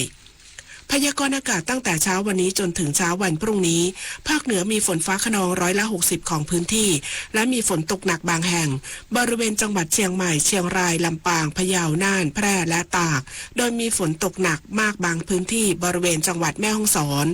ภาคตะวันออกเฉียงเหนือมีฝนฟ้าคะนอง30%ของพื้นที่ส่วนมากบริเวณจังหวัดเลยหนองคายบึงกาฬอุดรธานีสกลนครและนครพนมภ ภาคกลางมีฝนฟ้าคะนอง40%ของพื้นที่และมีฝนตกหนักบางแห่งบริเวณจังหวัดกาญจนบุรีภาคตะวันออกมีฝนฟ้าคะนอง60%ของพื้นที่และมีฝนตกหนักบางแห่งบริเวณจังหวัดจันทบุรีและตราดลมตะวันตกเฉียงใต้ความเร็ว20-35 กิโลเมตรต่อชั่วโมงทะเลมีคลื่นสูงประมาณ2เมตรบริเวณที่มีฝนฟ้าคะนองคลื่นสูงมากกว่า2เมตรภาคใต้ฝั่งตะวันออกมีฝนฟ้าคะนอง60%ของพื้นที่ส่วนมากบริเวณจังหวัดสุราษฎร์ธานีนครศรีธรรมราชพัทลุงสงขลายะลาและนราธิวาสลมตะวันตกเฉียงใต้ความเร็ว20-35 กิโลเมตรต่อชั่วโมงทะเลมีคลื่นสูง 1-2 เมตรห่างฝั่งคลื่นสูงประมาณ2เมตรบริเวณที่มีฝนฟ้าคะนองคลื่นสูงมากกว่า2เมตรภาคใต้ฝั่งตะวันตกมีฝนฟ้าคะนอง70%ของพื้นที่และมีฝนตกหนักบางแห่งบริเวณจังหวัดระนองพังงาและภูเก็ตตั้งแต่จังหวัดระนองขึ้นมาลมตะวันตกเฉียงใต้ความเร็ว 20-40 กิโลเมตรต่อชั่วโมงทะเลมีคลื่นสูง 2-3 เมตรบริเวณที่มีฝนฟ้าคะนองคลื่นสูงมากกว่า3เมตรตั้งแต่จังหวัดพังงาลงไปลมตะวันตกเฉียงใต้ความเร็ว 20-35 กิโลเมตรต่อชั่วโมงทะเลมีคลื่นสูงประมาณ2เมตรบริเวณที่มีฝนฟ้าคะนองคลื่นสูงมากกว่า2เมตรกรุงเทพมหานครและปริมณฑลมีฝนฟ้าคะนอง40%ของพื้นที่สภาวะระดับน้ำในแม่น้ำเจ้าพระยาที่หน้ากองบัญชาการกองทัพเรือคำนวณโดยกรมอุทกศาสตร์กองทัพเรือวันนี้น้ำขึ้นเต็มที่เวลา 0:44 นาทีสูงกว่าระดับทะเลปานกลาง1 เมตร 20 เซนติเมตรและเวลา 8:30 นาทีสูงกว่าระดับทะเลปานกลาง56 เซนติเมตรน้ำลงเต็มที่เวลา 6 นาฬิกาสูงกว่าระดับทะเลปานกลาง52 เซนติเมตรและเวลา 17:29 นาทีต่ำกว่าระดับทะเลปานกลาง68 เซนติเมตรวันนี้ที่ประภาคารกาญจนาภิเษกแหลมพรหมเทพจังหวัดภูเก็ตดวงอาทิตย์ตกเวลา 18:42 นาทีกรุงเทพมหานครดวงอาทิตย์ตกเวลา 18:43 นาที1 นาทีกับกปท.จากกรณีมีผู้นำป้ายทะเบียนสีแดงที่มีลักษณะการระบุชื่อห้างร้านมาติดรถและนำมาใช้งานบนท้องถนนโดยป้ายลักษณะดังกล่าวไม่ใช่ป้ายแดงที่เป็นเครื่องหมายพิเศษที่กรมการขนส่งทางบกอนุญาตเพื่อออกให้แก่บริษัทตัวแทนจำหน่ายรถแต่อย่างใดและขอเตือนผู้ที่นำมาใช้งานเข้าข่ายผิดกฎหมายสำหรับป้ายแดงที่ถูกต้องตามกฎหมายต้องมีลักษณะดังนี้ 1. ตัวแผ่นป้ายจะแบ่งออกเป็น2บรรทัดบนเป็นตัวอักษรบอกหมวดนำหน้าหมายเลขเครื่องหมายพิเศษ 2. ระหว่างตัวอักษรบอกหมวดกับหมายเลขเครื่องหมายพิเศษมีขีดตามทางยาวขั้นกลางบรรทัดล่างเป็นตัวอักษรบอกชื่อจังหวัด 3. ตัวแผ่นป้ายแดงต้องมีตัวอักษรย่อนูนขอไข่สอเสือที่มุมล่างด้านขวามีลายน้ำตราเครื่องหมายราชการกรมการขนส่งทางบกรูปมาตุลีเทพบุตรขับรถเทียมม้าปรากฏในแผ่นป้ายทะเบียนรถซึ่งเป็นลักษณะเฉพาะที่กำหนดไว้ทั้งนี้ผู้ใช้รถป้ายแดงต้องจดบันทึกข้อมูลการใช้รถลงในสมุดคู่มือประจำรถเสมอข้อมูลดังกล่าวได้แก่ชื่อนามสกุลผู้ขับชื่อยี่ห้อรถยนต์หมายเลขตัวรถหมายเลขเครื่องยนต์ความประสงค์ในการใช้รถวันเดือนปีรวมถึงระยะเวลาที่นำรถไปใช้ค่ะด้วยความปรารถนาดีจากกรมประชาสัมพันธ์และกองทุนเพื่อความปลอดภัยในการใช้รถใช้ถนนกรมการขนส่งทางบกกระทรวงคมนาคมรู้รักภาษาไทยโดยความร่วมมือของสำนักงานราชบัณฑิตยสภาและกรมประชาสัมพันธ์วันนี้เสนอคำว่าทะเลนคำว่าทะเลนเขียนทอทหารสระอะสระเอลอลิงไม้โทนอหนูคำนี้มีความหมายเปลี่ยนแปลงโดยลำดับอักขราพิธานศัพท์ของหมอปลัดเลซึ่งพิมพ์เมื่อพุทธศักราช 2416 ให้ความหมายคำนี้ว่าทะเลนคือสิ่งของที่ประทุย้อยออกมาหรือหุงข้าวแฉะสุกครึ่งดิบครึ่งนั้นเช่นข้าวทะเลนหม้อความหมายของคำทะเลนที่ว่าแฉะสุกครึ่งดิบครึ่งนั้นต่อมาคำว่าทะเลนไม่ได้ใช้ในความหมายนี้ประธานุกรมสำหรับนักเรียนซึ่งพิมพ์เมื่อพุทธศักราช 2472 ให้ความหมายของคำทะเลนแต่เพียงว่าโปนออกยื่นออกล้นออกและน่าเป็นผู้มีคำถามการใช้ภาษาไทยสอบถามได้ที่ www.orst.go.th สาระนานากับสารานุกรมไทยวันนี้เสนอตอนระบบนิเวศของทะเลไทยระบบนิเวศทางทะเลเป็นระบบนิเวศที่มีขนาดใหญ่ที่สุดและซับซ้อนมากที่สุดในระบบนิเวศทางน้ำแบ่งออกเป็นระบบนิเวศใหญ่ๆเช่นระบบนิเวศมหาสมุทร ระบบนิเวศชายฝั่งระบบนิเวศน้ำกร่อยระบบนิเวศแนวปะการังและยังมีระบบนิเวศย่อยๆอีกมากมายเช่นระบบนิเวศหาดทรายระบบนิเวศหาดหินซึ่งทะเลไทยมีระบบนิเวศที่โดดเด่นและมีความสวยงามติดอันดับ1 ใน 10ของโลกคือระบบนิเวศแนวปะการังเป็นระบบนิเวศที่มีความซับซ้อนและมีความหลากหลายทางชีวภาพสูงที่สุดเมื่อเทียบกับระบบนิเวศอื่นๆติดตามเพิ่มเติมและฟังย้อนหลังได้ที่ Facebook YouTube Line และ Instagram @saranukromthai และ www.saranukromthai.or.th สำหรับช่วงที่ 2ติดตามรับฟังการวิเคราะห์ข่าวช่วงสร้างบ้านแปลงเมืองโดยคุณวิกรมกรมดิษฐ์วันนี้จะวิเคราะห์เกี่ยวกับภาวะสงครามและสถานการณ์เศรษฐกิจของโลกในปัจจุบันค่ะการเป็นข้าราชการนั้นสำคัญที่สุดคือต้องมีความสุจริตกล่าวคือต้องทำแต่สิ่งที่ดีที่ถูกต้องพูดแต่สิ่งที่ดีที่เหมาะสมและคิดแต่สิ่งที่ดีที่เป็นธรรมจึงขอให้ข้าราชการทุกคนปลูกฝังอบรมคุณธรรมข้อนี้ให้เจริญงอกงามพระบรมราโชวาทพระบาทสมเด็จพระเจ้าอยู่หัวกนิกาแก้วใสบรรณาธิการข่าวอารัญญาชมชื่นและธราวุฒิวิชัยดิษฐ์อ่านเนื่องในโอกาสฉลองพระชนมายุ 99 พรรษาสมเด็จพระอริยวงศาคตญาณสมเด็จพระสังฆราชสกลมหาสังฆปรินายก 26 มิถุนายน 2569 รัฐบาลจัดกิจกรรมสำคัญประกอบด้วยโครงการบรรพชาอุปสมบทถวายพระกุศล 13-29 มิถุนายน เชิญร่วมชมนิทรรศการเฉลิมพระเกียรติเวทีเสวนาและกิจกรรมศิลปวัฒนธรรมไทยณวัดราชบพิตรสถิตมหาสีมาราม1 วันพันเรื่องราวเราเห็นข่าวสารผ่านตานับไม่ถ้วนทั้งข้อมูลข่าวด่วนคลิปไวรัลจากหลากหลายช่องทางดังนั้นต้องแยกให้ออกระหว่างข้อเท็จจริงกับกระแสอารมณ์เลือกเปิดรับสื่ออย่างมีสติเลือกเสพสื่อที่สร้างสรรค์สื่อที่ดีช่วยเพิ่มความรู้สร้างแรงบันดาลใจและพัฒนาคุณภาพชีวิตได้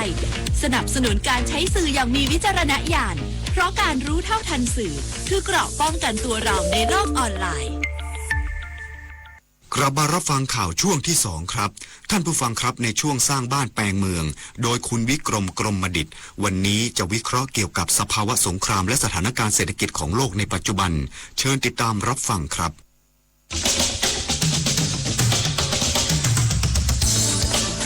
สร้างบ้านแปลงเมืองโดยวิกรมกรมดิษฐ์สวัสดีครับท่านผู้ฟังที่รักทุกท่านครับวันนี้รายการสร้างบ้านแปลงเมืองเราอยากจะคุยกันถึงสถานการณ์โลกว่าตอนนี้สถานการณ์โลกไม่เป็นอย่างที่เราเคยเป็นเพราะว่าโลกเรามีแต่ความวุ่นวายมีแต่ความผันผวนแล้วก็มีแต่ความยุ่งยากวันนี้ความสงบของเรานั้นวันนี้หายไปจากอดีตในช่วงหลังจากสงครามเวียดนามเราก็จะเห็นว่าในภูมิภาคนี้ความขัดแย้งก็จะน้อยในโลกนี้ก็เช่นกันในโลกนี้นั้นก็จะมีความขัดแย้งน้อยลงแน่นอนหลังจากสงครามเย็นยุติลงเราก็จะเห็นได้ว่าโลกเรานั้นมีแต่ความสงบสุขแต่ตอนนี้เนื่องจากเราก็รู้กันว่าสงครามที่กำลังขยายตัวขึ้นจากสงครามในยุโรปตะวันออกที่เริ่มต้นจากรัสเซียและรัสเซียเริ่มก็เพราะว่านาโต้ได้ขยายดินแดนจากนาโต้ที่มีอยู่ในอดีตเข้าไปในยุโรปตะวันออกจนเข้าไปประชิดชายแดนของรัสเซียซึ่งตรงนี้ทำให้รัสเซียยอมรับไม่ได้และทนไม่ได้แน่นอนวันนี้ถ้าเรามาคิดกันเราก็คงจะเห็นแล้วครับว่าโลกเราวันนี้อาจจะมีการขยายเรื่องของความไม่สงบออกไปเรื่อยๆฉะนั้นตรงนี้ตอนนี้เราก็คงอาจจะเห็นได้ว่าโลกเราตอนนี้กำลังมีปัญหาเรื่องกับของการพัฒนาหรือการอยู่รอดของเศรษฐกิจเราคงอาจจะเห็นได้ว่าวันนี้มีบริษัทต่างๆต้องปิดตัวลงเพราะต้นทุน ของการพัฒนาการทำธุรกิจตอนนี้มันไม่ดีเลยเราคงจะเห็นนะครับว่าอุตสาหกรรมต่างๆเช่นตอนนี้อุตสาหกรรมรถยนต์เราก็จะเห็นได้ล่ะครับว่ารถยนต์ในประเทศไทยก็ดีในทั่วโลกก็ดีตอนนี้มีปัญหากับภาวะการขาดทุนกันอย่างมหาศาลฉะนั้นรถยนต์นี่ก็ไปไม่ไหวเท่าที่ดูนี้เมื่อก่อนนี้บริษัทรถยนต์ต่างๆก็พัฒนาธุรกิจของตัวเองและเติบโตอย่างต่อเนื่องแต่ปัจจุบันนี้จะเห็นได้ว่ารถยนต์ส่วนใหญ่แล้วจะขาดทุนและก็จะมีโอกาสที่จะปิดตัวไปนะไปเรื่อยๆเพราะว่าขนาดของหนี้สินก็ขยายตัวขึ้นโดยที่ตอนนี้เราก็คงจะเห็นนะครับว่าไม่ว่าจะบริษัทรถยนต์ที่ไหนในโลกนี้สถานภาพก็ไม่ค่อยจะดีวันนี้เพราะว่าราคาน้ำมันเศรษฐกิจเมื่อมันไม่ดีกำลังซื้อก็ลดลงเช่นเดียวกับทางด้านอุตสาหกรรมเครื่องไฟฟ้าอุตสาหกรรมเครื่องไฟฟ้าในญี่ปุ่นนี้ตอนนี้แทบจะไม่เหลือเลยสักบริษัทหนึ่งต่างขาดทุนต่างไม่สามารถที่จะมีการที่จะพัฒนาธุรกิจให้มันเติบโตไปได้เหมือนเมื่อก่อนฉะนั้นวันนี้ถ้าเกิดว่าเราดูสิ่งเหล่านี้ที่กำลังเกิดขึ้นก็มีคำถามว่าเรื่องความสงบสุขเขาจะลบพุ่งกันอีกสักเท่าไหร่เรื่องเศรษฐกิจวันนี้ทุกประเทศในโลกนี้ล้วนแต่มีปัญหาเกี่ยวกับเรื่องของการอยู่รอดทั้งสิ้นฉะนั้นถ้าวันนี้เราจะมาดูว่าเราจะอยู่รอดได้อย่างไรโดยเฉพาะในประเทศไทยนั้นก็มีบริษัทต่างๆที่ต้องปิดตัวลงเพราะว่าการตลาดมีกำลังซื้อลดลงแต่ที่สำคัญก็มีการแข่งขันกันเรียกว่าค่อนข้างที่จะซีเรียสฉะนั้นวันนี้ถ้าเกิดเรามาดูนะครับว่าโลกเราจะอยู่กันได้อย่างไรอันนี้เป็นโจทย์ซึ่งแฟนรายการเราหลายๆคนที่วันนี้อาจจะประสบต่อปัญหาของเศรษฐกิจปัญหาของภาระหนี้สินปัญหาของการแข่งขันตอนนี้แหละครับเราจะต้องมาคิดหาทางออกให้อย่างมีเหตุและผลและยั่งยืนว่าเราจะอยู่ต่อไปได้อย่างไรฉะนั้นวันนี้รายการสร้างบ้านแปลงเมืองของเรานั้นก็ขอเสนอละครับว่าต้องหาลู่ทางให้เรานั้นสามารถเปลี่ยนแปลงอย่าไปยึดติดอยู่กับอดีตเราคิดว่าถ้าเราสามารถที่จะพัฒนาเปลี่ยนแปลงอะไรได้ดีเพื่อความอยู่รอดเพื่อความสำเร็จในอนาคตของเรานั่นเองขอบคุณทุกท่านครับสวัสดีครับวิกฤตพลังงานวิกฤตตะวันออกกลางวิกฤตพลังงานเชิญชวนคนไทยประหยัดไฟฟ้ากันตั้งแต่วันนี้เริ่มง่ายๆปิดไฟที่ไม่ใช้ปิดเครื่องใช้ไฟฟ้าที่ไม่จำเป็นปรับอุณหภูมิเครื่องปรับอากาศที่26องศาเซลเซียสสวมเสื้อผ้าระบายอากาศงดการสวมสูทเดินขึ้นลงบันไดในอาคารแทนการใช้ลิฟต์ลดรายจ่ายลดใช้พลังงานร่วมฝ่าวิกฤตครั้งนี้ไปด้วยกันกระทรวงเกษตรและสหกรณ์ได้จัดตั้งศูนย์บัญชาการสถานการณ์เพื่อเตรียมรับมือกับผลกระทบจากปรากฏการณ์เอลนิโญในภาคการเกษตรมุ่งเน้น5ด้านสำคัญโดยมีความมั่นใจว่าปริมาณน้ำต้นทุนในปีนี้จะเพียงพอสำหรับอุปโภคบริโภคติดตามได้จากรายงานพิเศษค่ะปรากฏการณ์เอลนิโญคือสภาวะที่ผิวน้ำทะเลในมหาสมุทรแปซิฟิกอุ่นขึ้นผิดปกติส่งผลให้อากาศแปรปรวนและอุณหภูมิโลกพุ่งสูงขึ้นอย่างรวดเร็วซึ่งประเทศไทยมักได้รับผลกระทบจากปรากฏการณ์ดังกล่าวทั้งในเรื่องของภัยแล้งที่รุนแรงมากขึ้นฝนทิ้งช่วงนานขึ้นและส่งผลโดยตรงต่อภาคเกษตรกรรมเนื่องจากเกิดการขาดแคลนน้ำต้นทุนและผลผลิตทางการเกษตรเสียหายรัฐบาลได้ตระหนักถึงสถานการณ์ดังกล่าวจากการคาดการณ์ของกรมอุตุนิยมวิทยาปีนี้ประเทศไทยจะเผชิญกับปรากฏการณ์ดังกล่าวนายสุริยะจึงรุ่งเรืองกิจรัฐมนตรีว่าการกระทรวงเกษตรและสหกรณ์ได้สั่งการให้ทุกภาคส่วนที่เกี่ยวข้องเตรียมรับมือผลกระทบที่อาจเกิดขึ้นกับประชาชนอย่างรอบด้านพร้อมให้จะตั้งวอร์รูมขึ้นเพื่อรวบรวมสถานการณ์ที่คาดว่าจะส่งผลกระทบต่อภาคการเกษตรและแจ้งเตือนประชาชนได้ล่วงหน้า โดยกำหนดการเฝ้าระวัง 5 ด้านประกอบด้วยการเพิ่มปริมาณน้ำต้นทุนในเขื่อนและแหล่งน้ำของประเทศการเฝ้าระวังและเตือนภัยล่วงหน้าการปรับแผนการผลิตให้สอดคล้องกับต้นทุนจริงและน้ำต้นทุนการลดต้นทุนและความเสียหายของการเกษตรโดยส่งเสริมการใช้น้ำอย่างมีประสิทธิภาพการใช้ปุ๋ยตามค่าวิเคราะห์ดินการจัดการศัตรูพืชอย่างแม่นยำการดูแลผลกระทบทางเศรษฐกิจและห่วงโซ่อุปทานด้วยการติดตามสถานการณ์ผลผลิตและราคาต้นทุนอย่างต่อเนื่องรวมทั้งวิเคราะห์ผลกระทบต่ออุตสาหกรรมที่เกี่ยวเนื่องโดยหน่วยงานในสังกัดจะติดตามข้อมูลฝนน้ำท่าน้ำต้นทุนอุณหภูมิความชื้นในดินพื้นที่เพาะปลูกและระยะการเจริญเติบโตของพืชอย่างใกล้ชิดพร้อมให้ข้อมูลดาวเทียมเมทรโลจีเพื่อประเมินพื้นที่เสี่ยงและความสมบูรณ์ของพืชแบบใกล้เคียงตามข้อเท็จจริงนะครับรวมทั้งการสื่อสารต่อสาธารณะและเกษตรกรผู้มีส่วนได้ส่วนเสียเพื่อสร้างความตระหนักรู้และเสริมศักยภาพความสามารถของชุมชนหรือระบบที่เผชิญภัยพิบัติหรือวิกฤตแล้วสามารถฟื้นตัวได้อย่างรวดเร็วสำหรับสถานการณ์น้ำต้นทุนในปีนี้รัฐมนตรีว่าการกระทรวงเกษตรและสหกรณ์ย้ำว่าจากปริมาณฝนที่ตกมากในปีที่ผ่านมาส่งผลให้ปีนี้ประเทศไทยมีน้ำใช้เฉลี่ยทั้งประเทศมากกว่าปีที่แล้วถึง100%มองว่ายังไม่น่าเป็นปัญหาโดยเฉพาะในพื้นที่เขตชลประทานจึงให้กรมชลประทานกรมฝนหลวงและการบินเกษตรและหน่วยงานในสังกัดติดตามสถานการณ์อย่างใกล้ชิดควบคู่กับการบูรณาการความร่วมมือกับหน่วยงานท้องถิ่นและหน่วยงานฝ่ายความมั่นคงเพื่อเตรียมมาตรการให้ความช่วยเหลือเกษตรกรกรณีเกิดภัยพิบัติอีกด้วยเราดูน้ำต้นทุนในเขื่อนหลักนะครับในขณะนี้มากกว่าปีที่แล้ว 1% ใช่ไหมครับคือมากกว่าปีที่แล้ว 1% ซึ่งตรงนี้เองก็คิดว่าต่อไปคือการจะบริหารจัดการต้นทุนน้ำได้อย่างไรกรณีที่ว่าเกิดฝนทิ้งช่วงครับถ้าทิ้งช่วงนี้จะทำอย่างไรซึ่งวันนี้ก็มีสั่งให้ทางกรมชลประทานเองก็มีดูแล้วในพื้นที่เขตชลประทานในปีนี้ยังไงก็ไม่น่ามีปัญหามันจะไปส่งผลถ้าเกิดฝนลงน้อยมันจะไปส่งผลของปีหน้าเพราะปีนี้ไม่น่าจะเป็นปัญหาเลยครับจากแนวทางดังกล่าวที่รัฐบาลได้เตรียมการล่วงหน้า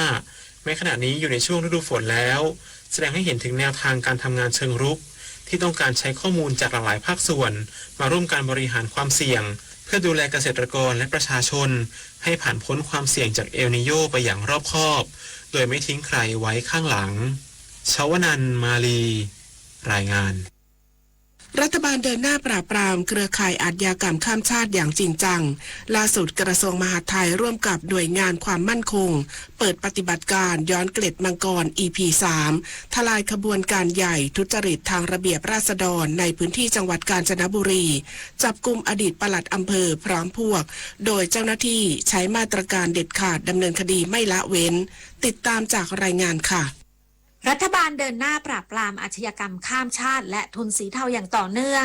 ล่าสุดกระทรวงมหาดไทยรวมกับหน่วยงานด้านความมั่นคงเปิดปฏิบัติการย้อนเกล็ดมังกร EP 3ขยายผลจับกลุ่มขบวนการทุจริตทางทะเบียนราษฎร์หลังพบการแจ้งเกิดอันเป็นเท็จเพื่อให้บุตรของชาวต่างชาติได้รับสัญชาติไทยโดยมิชอบการแถลงข่าวมีขึ้นที่อำเภอหนองปลือจังหวัดกาญจนบุรีโดยนายเจเศรษฐ์ไทยเศรษฐ์รัฐมนตรีช่วยว่าการกระทรวงมหาดไทยพร้อมด้วยผู้บริหารกรมการปกครองผู้ว่าราชการจังหวัดกาญจนบุรีตำรวจและสำนักงานปปท.รวมเปิดเผยผลการปฏิบัติการครั้งสำคัญจากการสืบสวนของคณะทำงานต่อต้านภัยความมั่นคงทางทะเบียนกรมการปกครองหรือโดป้าไนซ์พบว่ามีการร่วมกันทุจริตแจ้งเกิดให้บุตรของชาวจีนและชาวเมียนมาเพื่อให้ได้รับสัญชาติไทยโดยไม่ชอบด้วยกฎหมายเหตุเกิดในพื้นที่อำเภอหนองปลือจังหวัดกาญจนบุรีระหว่างปี 2568 ถึงต้นปี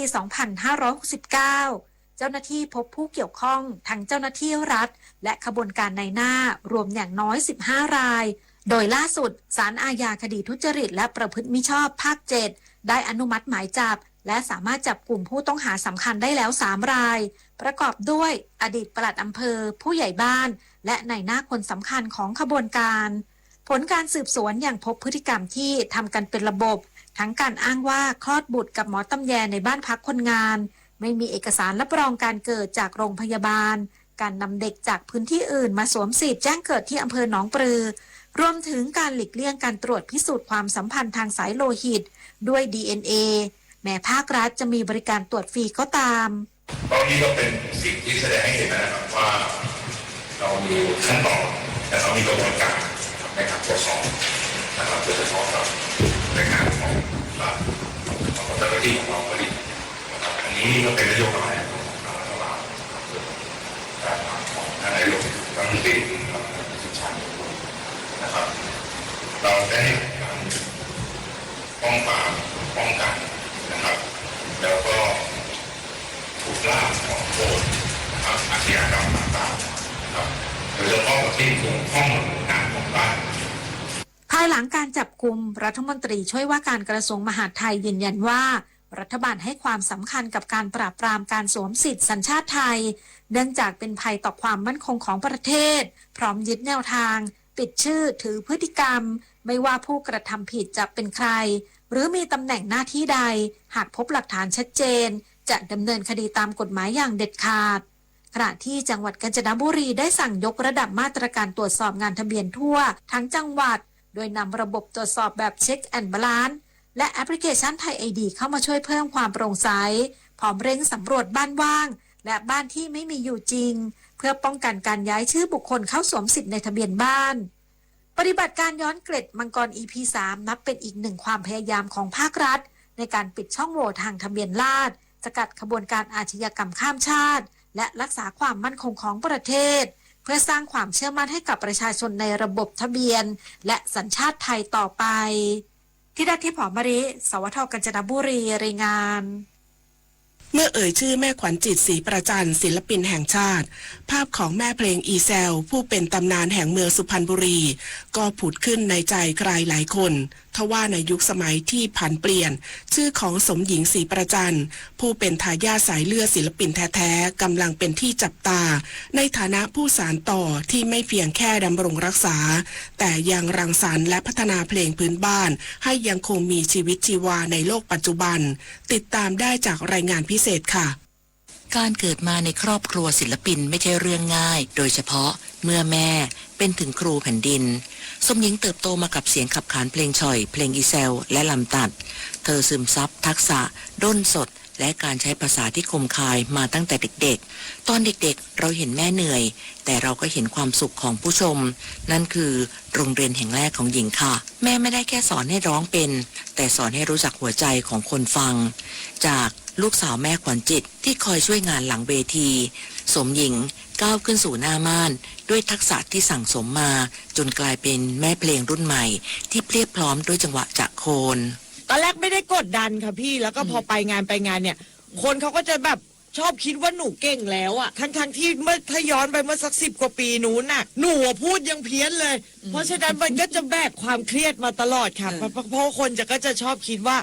สมหญิงจะต้องร้องดีต้องร้องมาตั้งแต่เด็กแน่ๆเลยอะไรเงี้ยแต่จริงๆแล้วหนูมาร้องตอนโตเนาะก็ด้วยผู้คนเขาเมตตาค่ะเขาก็ฟังแล้วเขาก็รู้แหละว่าเรายังไม่เก่งอะไรเงี้ยค่ะแล้วเขาก็ให้โอกาสเรามาเรื่อยๆเราก็พยายามพัฒนาตัวเองแต่โลกที่เปลี่ยนไปทำให้สมหญิงมองเห็นโจทย์ใหม่เธอไม่ได้หยุดอยู่แค่การร้องแบบดั้งเดิมสมหญิงเริ่มนำเพลงพื้นบ้านมาผสมผสานกับดนตรีสมัยใหม่ทั้งลูกทุ่งร่วมสมัยและการใช้เทคนิคการอินเตอร์เทนแบบวาไรตี้เน้นการปรับเนื้อหาให้เข้ากับเหตุการณ์ปัจจุบัน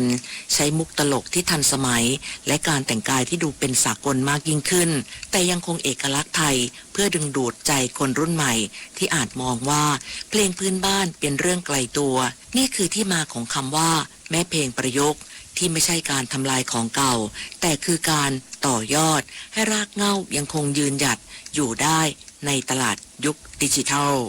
พยายามทำให้มันกลมกลืนไปกับยุคสมัยอะไรเงี้ยค่ะเพื่อที่ว่าคนทั่วไปที่เขาไม่รู้จักพื้นบ้านเลยอะไรเงี้ยเขาจะได้ฟังได้โดยที่ไม่มีอคติกับมันถ้าเรามาถอดองค์ประกอบถอดสัดส่วนมันจริงๆจะเห็นได้เลยว่าเพลงพื้นบ้านเนี่ยอยู่ครบ 100% ไม่ว่าจะเป็นวิธีการขึ้นเสียงแต่ว่าก็เป็นการขึ้นเสียงแบบประยุกต์การรับลูกคู่ดนตรีเนี่ยเครื่องไทยเครื่องพื้นบ้านหนูอยู่ครบตะโพนชิงกลับแต่ว่ามีดนตรีสากลมาซัพพอร์ตให้มันดูแบบมีสีสันและเท่ขึ้น วันนี้สมหญิงศรีประจันไม่ได้เป็นเพียงเงาของแม่ขวัญจิตอีกต่อไปแต่เธอคือศิลปินที่สร้างเส้นทางของตัวเองได้อย่างสง่างามเป็นสะพานเชื่อมความคลาสสิกของวันวานกับความสนุกสนานของวันนี้สำหรับสมหญิงเพลงพื้นบ้านไม่ใช่ของสะสมในพิพิธภัณฑ์แต่คือวิถีชีวิตที่ต้องเติบโตและเต้นรำไปพร้อมกับผู้คนทุกยุคทุกสมัยสืบไปเฉลียวอินยิ้มสวทสุพรรณบุรีรายงานค่ะการทางพิเศษแห่งประเทศไทยสนับสนุนความสำเร็จของนักกีฬายิงเป้าบินและเทคบอลไทยผ่านโครงการ1กีฬา1รัฐวิสาหกิจด้วยงบประมาณ8ล้านบาทเพื่อผลักดันทัพนักกีฬาไทยสู่เวทีโลกติดตามจากรายงานพิเศษครับการทางพิเศษแห่งประเทศไทยหรือกทพ.เดินหน้านโยบาย1กีฬา1รัฐวิสาหกิจต่อเนื่องเป็นปีที่3โดยในปีนี้ได้สนับสนุนด้วยงบประมาณรวม8ล้านบาทโดยแบ่งให้สมาคมกีฬายิงเป้าบินแห่งประเทศไทย5ล้านบาทและสมาคมกีฬาเทคบอลแห่งประเทศไทย3ล้านบาทเพื่อใช้พัฒนานักกีฬาบุคลากรและเตรียมความพร้อมสู่การแข่งขันระดับนานาชาตินายสุรเชษฐ์เหล่าภูลสุขผู้ว่าการทางพิเศษแห่งประเทศไทยกล่าวว่ากีฬายิงเป้าบินและเทคบอลเป็นกีฬาที่มีศักยภาพสร้างชื่อเสียงให้ประเทศไทยอย่างต่อเนื่องสะท้อนจากผลงานในซีเกมครั้งที่33ที่ยิงเป้าบินคว้า3เหรียญทองส่วนเทคบอลคว้าได้ถึง5เหรียญทองซึ่งเชื่อมั่นว่าการสนับสนุนครั้งนี้จะช่วยต่อยอดความสำเร็จของทั้ง2ชนิดกีฬาได้ในอนาคตด้านพลเอกรณชัยมัญชุสุนทรกุลนายกสมาคมกีฬาเทคบอลแห่งประเทศไทยกล่าวว่าเงินสนับสนุนที่ได้รับจะถูกนำไปพัฒนานักกีฬาผู้ฝึกสอนและผู้ตัดสินเพื่อยกระดับมาตรฐานการแข่งขันให้ทัดเทียมนานาชาติโดยนักกีฬาเทคบอลทีมชาติไทยยังมีโปรแกรมเข้าร่วมการแข่งขันที่ประเทศจีนในเดือนมิถุนายนนี้เพื่อเก็บคะแนนสะสมและเตรียมความพร้อมก่อนการแข่งขันเอเชียนเกมโดยในปีนี้ถือเป็นครั้งแรกที่กีฬาเทคบอลได้รับการบรรจุแข่งขันในกีฬาเอเชียนเกมอย่างเป็นทางการซึ่งสมาคมตั้งเป้าสร้างผลงานให้ดีที่สุดและต่อยอดสู่ความหวังในการผลักดันกีฬาเทคบอลสู่มหกรรมกีฬาโอลิมปิกในอนาคตเราก็เป็นส่วนหนึ่งแล้วที่ถูกจับตามองจากทั้ง5ทวีปนะครับแต่ว่าเป็นประเทศที่มีนักกีฬาที่สามารถที่เล่นเทคบอลได้เก่งและเล่นเทคบอลได้มีคุณภาพแล้วก็เป็นตัวอย่างที่ดีให้กับพวกประเทศต่างๆทั่วโลกโดยเฉพาะประเทศเจ้าของเทคบอลก็คือฮังการีนะครับอันนี้ก็ขอให้ท่านทราบว่าอันนี้คือส่วนหนึ่งมาจากเงินสนับสนุนจากของการทางพิเศษแห่งประเทศไทยประเด็นที่2ก็คือเงินส่วนนี้เราจะพัฒนาพวกผู้ฝึกสอนโค้ชกรรมการต่างๆนะครับให้มีความชำนาญให้มีความรู้มากขึ้นโดยเฉพาะกติกาแล้วก็วิธีการเล่นมันเปลี่ยนแปลงนะครับเพราะสหพันธ์ก็คือปีเทคนั้นได้มีการเปลี่ยนแปลงกติกาการเล่นในแต่ละปีถ้าเกิดเราไม่ทันเราไม่สามารถดำเนินการได้เนี่ยเราก็จะตกยุคก็คือไม่ทันขณะที่นายพัทรพีจันทองสุขเลขาธิการสมาคมกีฬายิงเป้าบินแห่งประเทศไทยเปิดเผยว่าสมาคมกำลังเตรียมนักกีฬาสำหรับการแข่งขันเอเชียนเกม 2026 ที่ประเทศญี่ปุ่นซึ่งงบประมาณในครั้งนี้มีส่วนสำคัญที่จะช่วยสนับสนุนการส่งนักกีฬาเข้าร่วมการแข่งขันระดับนานาชาติที่ไต้หวันและประเทศจีนเพื่อเก็บเกี่ยวประสบการณ์ก่อนลุยศึกสำคัญของทวีปพร้อมตั้งเป้าคว้าเหรียญรางวัลกลับมาสู่ประเทศไทยให้ได้นอกจากนี้ไทยยังได้รับเกียรติเป็นเจ้าภาพจัดการแข่งขัน World Championship Final World Cup Beretta Compact Sporting ครั้งที่ 23 ในปี 2570 ที่จังหวัดราชบุรีซึ่งถือเป็นครั้งแรกที่รายการดังกล่าวจะจัดขึ้นในทวีปเอเชียและคาดว่าจะช่วยสร้างมูลค่าทางเศรษฐกิจและส่งเสริมการท่องเที่ยวในพื้นที่จังหวัดเมืองรองได้อีกทางหนึ่งการจัดแข่งขันชิงแชมป์โลกอย่างน้อยมีนักกีฬา 500 คนโดยประมาณอาจจะบวกลบอันนี้แล้วแต่นะครับเพราะฉะนั้นมันเป็นการส่งเสริมให้มีการท่องเที่ยวเมืองรองเศรษฐกิจหมุนเวียนในราชบุรีดีขึ้นนะครับแล้วก็รวมทั้งประเทศไทยเองด้วยเพราะว่านักกีฬาที่เดินทางมาก็ใช้ฟาซิลิตี้ของประเทศเราไม่ว่าจะเป็นการเดินทางไม่ว่าการกินการเที่ยวกันอะไรทั้งนี้เส้นทางของกีฬายิงเป้าบินและเทคบอลสะท้อนให้เห็นว่าความสำเร็จของนักกีฬาไทยไม่ได้เกิดขึ้นเพียงในวันแข่งขันแต่เกิดจากการเตรียมความพร้อมและการสนับสนุนอย่างต่อเนื่องจากหลายภาคส่วนซึ่งนโยบาย1กีฬา1รัฐวิสาหกิจยังคงเป็นอีก1กลไกสำคัญในการผลักดันวงการกีฬาไทยบนเวทีโลกต่อไปพานิชคาดนาครายงานคณะดนตรีไลฟ์เดือนมิถุนายนจุดพักของนักเดินทาง78 ปีงาคาราวานพร้อมด้วยวงคาราวานน้อยและดวงดาวเดียวดายใน ถนนดนตรีไลฟ์วันศุกร์ที่ 26 มิถุนายน 2569 เวลา 18 นาฬิกาเป็นต้นไปณห้องออดิทอเรียมอาคารปฏิบัติการสื่อใหม่สถานีวิทยุกระจายเสียงแห่งประเทศไทยถนนวิภาวดีรังสิตดินแดงติดต่อเข้าชมโดยไม่เสียค่าใช้จ่ายได้ที่ Facebook ถนนดนตรีเรายังเป็นนักเดินทางตอนนี้ปัญหาบุหรี่ไฟฟ้าเข้าถึงง่ายมากและมีรูปแบบที่ดึงดูดใจเด็กๆโดยเฉพาะสารเสพติดเป็นภัยต่อชีวิตบุหรี่ไฟฟ้ามีสารพิษอันตรายต่อสมองที่กำลังพัฒนาของเด็กและเยาวชนอนาคตประเทศชาติจะพัฒนาอย่างมีคุณภาพร่วมปกป้องเด็กและเยาวชนจากบุหรี่ไฟฟ้าคนไทยไม่เอาบุหรี่ไฟฟ้าคนไทยไม่เอาบุหรี่ไฟฟ้าคนไทยไม่เอาบุหรี่ไฟฟ้าเนื่องในมงคลสมัยฉลองพระชนมายุ 99 พรรษา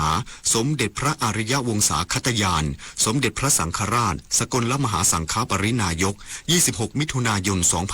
2569 เชิญร่วมสดับอัมพโรวาทพระคติธรรมและพระโอวาทน้อมนำความเจริญมาสู่ชีวิตโดยทั่วกัน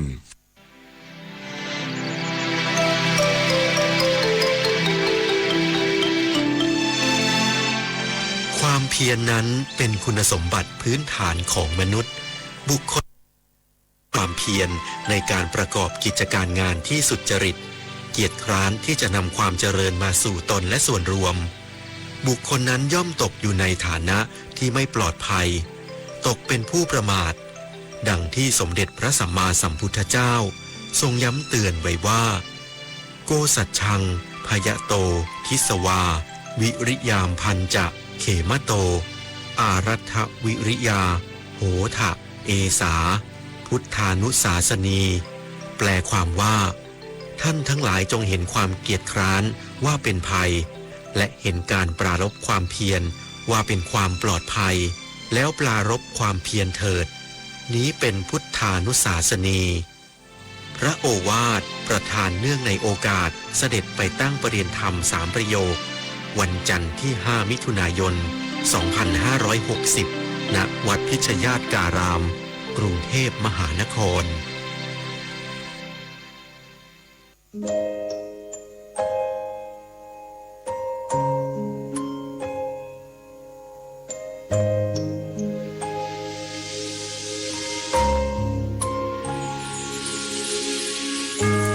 ดังสายทา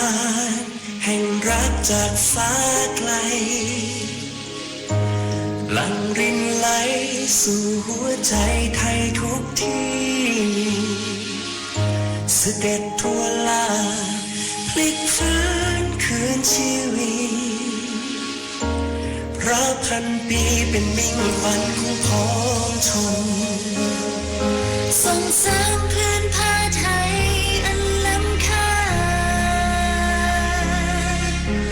ฟื้นชีวิตด้วยศรัทธาทุกแห่งหนสร้างงานสร้างศิลป์ในถิ่นแทนตน